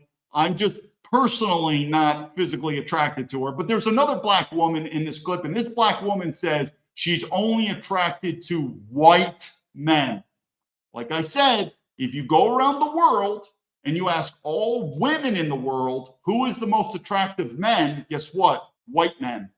If you go around the world and ask men who are the most attractive women, white women will come out. Some people would say That's just because of colonization. You could use whatever excuse you want. That's the fact. Can it change? Maybe. You change. I mean, I don't give a shit. I'm a white man, so I guess it's good for me. I mean, I got better things to do. That's how it is.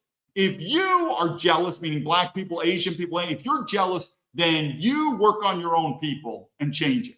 But that's how it is.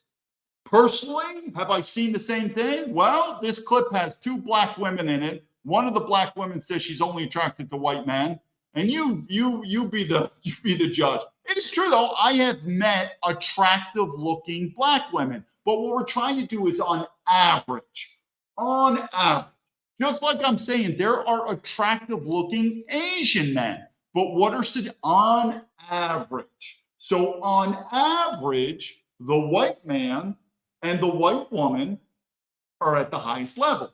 But we all agree there's some ugly white men and ugly white women. But on average, don't look at me. It's beauty is in the eyes of the beholder and that. But I could tell you in Asia, oh, it's without a doubt. It's fucking, I mean, if you're a white man, obviously I haven't lived in America a long time, but I could tell you in Asia, if you're a white man and we're talking average, just average, and you are not having a very, very good sex life, whatever, girlfriend, whatever that, that social life with women, if you're not having a really easy and good life with women, something is wrong with you.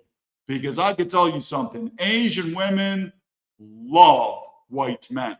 That's the truth. And so let's just look at these women here. You know she's gonna respond. First of all, I wish you would play this mother video. Play it. My preference, I don't celebrate Black History Month. I don't do it. I don't care. I don't care how you feel about it. I don't talk about Black history in here. My preference is only to date Caucasian women only. You can't take nothing seriously that the woman's saying. Her brains is all over the place. I do the same. The nigga. No, but her shit was like, I didn't know who she was talking to.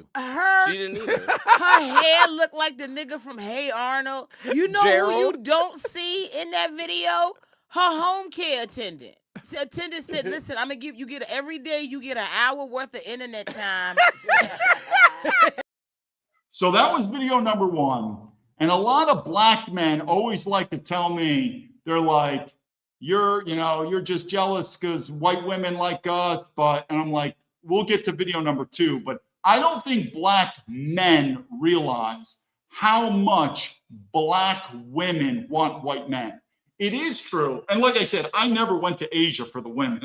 I've always preferred white women. I was studying Chinese just for strategic reasons. I just have an interest. China is a growing nation. But the point being is why do you see a lot of white men and Asian women, but you don't see white women and Asian men? Asian men want white women. White women don't want Asian men.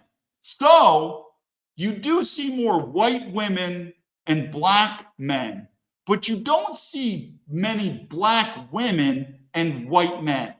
So is the assumption that black women don't want white men? Oh, no. I get hit on so much. Now, I'm on internet, so I'm not living in Africa, but even when I was in America, I lived in Washington, D.C. That's kind of a chocolate city. Black women love white men. In fact, I knew a black lawyer in D.C. She left America. Do you know where she moved to? And she told me straight up. She moved to Scandinavia. She moved to Sweden because she said her dream is to get a tall, blonde-haired, blue-eyed man. What I'm trying to tell you is don't even assume that black women don't like white men. They love white men. The problem is white men just don't find black women attractive. That's why you see more white men with Asian women. And I've said many times, I'm not a fan of that stuff. I don't mind having sex with Asian women, but I still think if you're a white man, get yourself a nice white woman, have white kids. But I'm just saying, though, white men do find Asian women attractive, or at least attractive to have sex with them. But white men in general, I mean, those were obviously those 2 black women were just one example. But in general, I say again, black women, even black men don't find Even Asian women tell me all the time, Asian women don't find Asian men attractive. Oh, the amount of stuff that they tell me, it is amazing how ruthless Asian women talk to me about Asian men, because Asian men are also considered the least attractive men. So black men will admit it many times. They don't find black women attractive. So I say all the time to all the black women that find this to be rude, it is time for you to convince black men that you're the most beautiful, and stop having black men chase white women. Same thing with Asian men. I know it's rude, but it's time for you to convince Asian women to stop chasing white men, and convince Asian women to respect their fathers and find a nice Asian man. Now, the last video we're going to show you is, again, the opposite of what we said, and it is truly about white supremacy. And who did I say are the white supremacists? Not white people, the other people. Let's watch this. Not if she's fit. No. Yeah. Here we come. This woman is definitely educated. That's what I said. I said the first thing minorities buy when they make it is a white woman. Yeah, exactly. It's the highest status symbol. Right. So you can't get any white girl. So it's like low hanging fruit. The fat chicks are right there. She's got to have self-esteem issues. That's the thing. Yeah, and that's what attracts black men. I got me a white girl. Nobody wants. But you got a white girl. Yeah. But I got a white girl. You got a white girl other black guys want. Yeah. Not if she's fit. No. Yeah. Yeah. And my white friends used to tell me these jokes about that. I was like, but I couldn't deny it because it was true. Yeah. Everything they said was true about it. I know. People get at me because they're like, hey, Jerry. I'm like, is it true? Mm-hmm. Is it true? Okay. I lost my virginity to a white girl. She was actually very beautiful. Yeah, she was. I was in the room. Like, my brother's doing it. Yeah, I see the comment from Spartan Secure. Usually what you'll see is, if the white guy is with a black woman, she's at the top of her game. But if you see a black guy with a white woman, usually many times the white woman ain't that great. And also the black guy's at the top of his game. He's some NBA star. Why? Because usually black guys can't get white girls. But if the black guy is a multimillionaire or whatever, then the white woman, which is a prostitute in my eyes, but it is. And this bullshit, we'll just end it here and I'll do it. And what you'll hear too is with black men, they'll say, no, these are with rich, because it's usually about sports. I mean, if you take away professional athleticism, there's not many rich black guys. Maybe I'm wrong, mate, but it's usually we're talking about professional athletes. So they usually pick the white woman. And their comeback would be, it's not because of white supremacy. We just can't stand black women's attitude. And we like the submissiveness of white women. Yeah, I'll call bullshit on that. Now, I'm sure the white woman will be more feminine, submissive compared to a black woman. But I'm telling you, from a white guy, Asian women are the most fucking submissive women out there. Oh my God. I don't want to turn this channel into some like a pornography thing, but the stuff that I've done with Asian women, I can never do with a fucking white woman. I cannot tell you how submissive they are. So if the black man, his thing is, I just want a submissive woman, then why don't you get with an Asian woman? Nah, the reason he's with a white woman for the same reason is they're the highest status. It's status. And it's status in two ways. One, it's beauty, meaning you can show me the most beautiful Asian woman in the world. I should do video. They're still not even close to white women's beauty. So one is beauty. And men, unlike women, we're more simple creatures. We like beauty. And if you show a particularly blonde hair and blue eyes, a blonde hair, blue-eyed woman, every man is like goo goo gaga. So that's the number one reason that the black guy and white guys, we want white women. They are gorgeous. Yes, there's some black women that are gorgeous, Asian women. But if you compare a gorgeous white woman, no fucking way. So that's number one. Number two, though, is it is status. There's a status. And I could tell you something. Do you know how many times I have spent money dating Asian girls? Yeah, it's zero.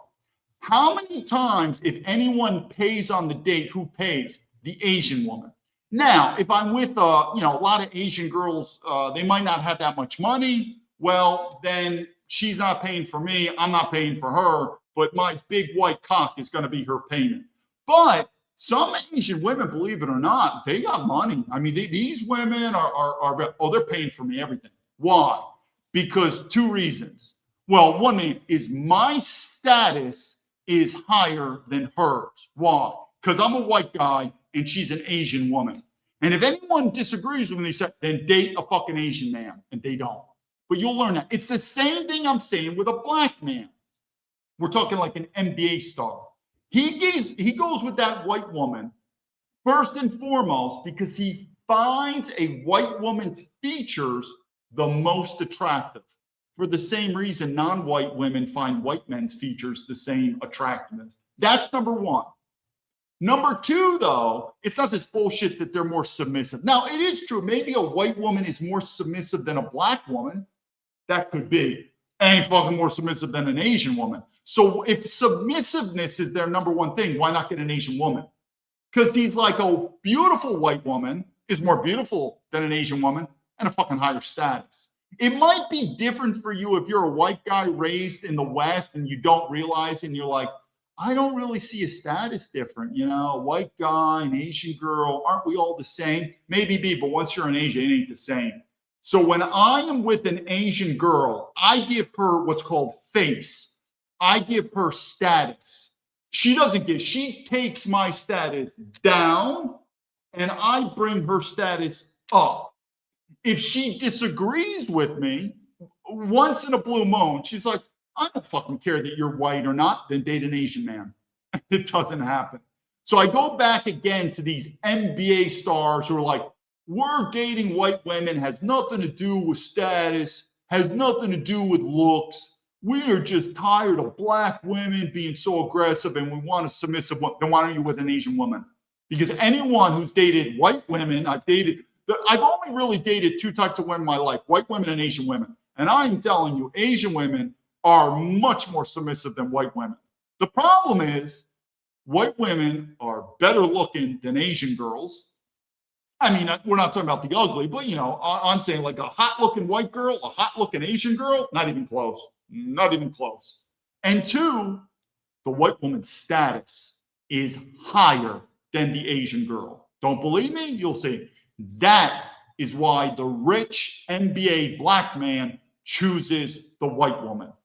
Beauty and status. And so, my friends, I haven't seen the comments, Moosey, but I'll end this when it comes to white supremacy.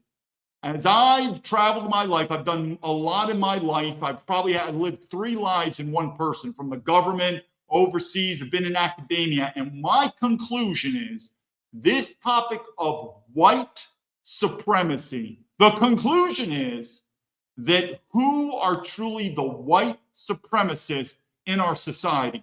They're not white people. They're not. In fact, by me going to China, I cannot tell you, I'm a fluent German speaker, so I know what it's like to learn a foreign language. I cannot tell you how difficult it was to learn the Chinese language. I mean, I read and write. I can pass for Chinese on the phone. The amount of time, money, and effort that I had to do to learn Chinese is a form of respect to the Chinese. It's a form of respect. Would you call it Asian supremacy? Not really, because I prefer to be white and I want my kids to be white. But it's a form of respect. So I know what it's like the opposite. But I could tell you, I am a very, very small minority. Why? Because the normal scenario is the non-whites, they want to study us. They want to have sex with us. They want to have kids with us. They want our passports. They want to go to our universities. They want to learn our culture, on and on and on. Because and it's unfortunate, from a psychological standpoint, it's sad. You should be proud of who you are. But I can't change them. They have to change themselves. But their minds, I don't care whether it's in Africa, whether it's in South America, whether it's in India, whether it's in Asia, they have it in their minds that white, European, the whole thing is superior. It's not me, it's them.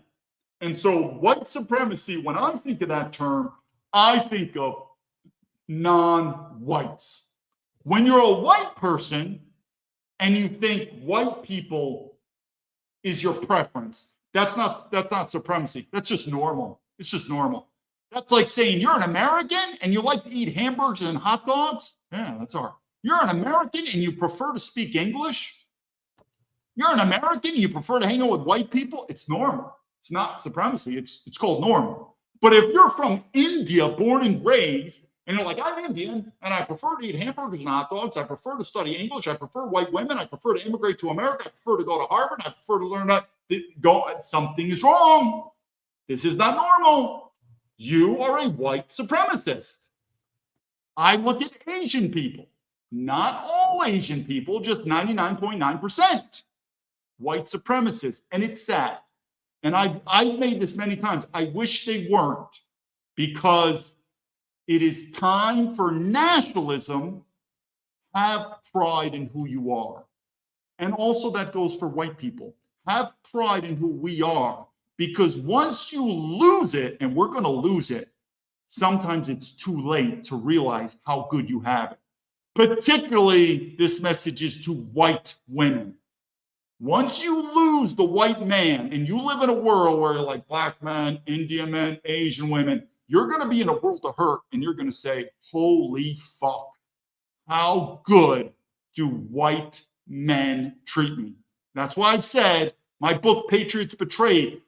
Asian women never betrayed us. Indian women never betrayed us.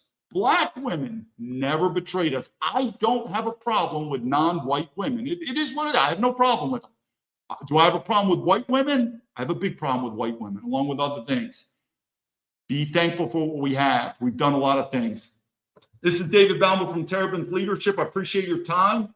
And again, to the Patriots, Christian faith, European family, and fight for our freedom. Until then, lead to victory.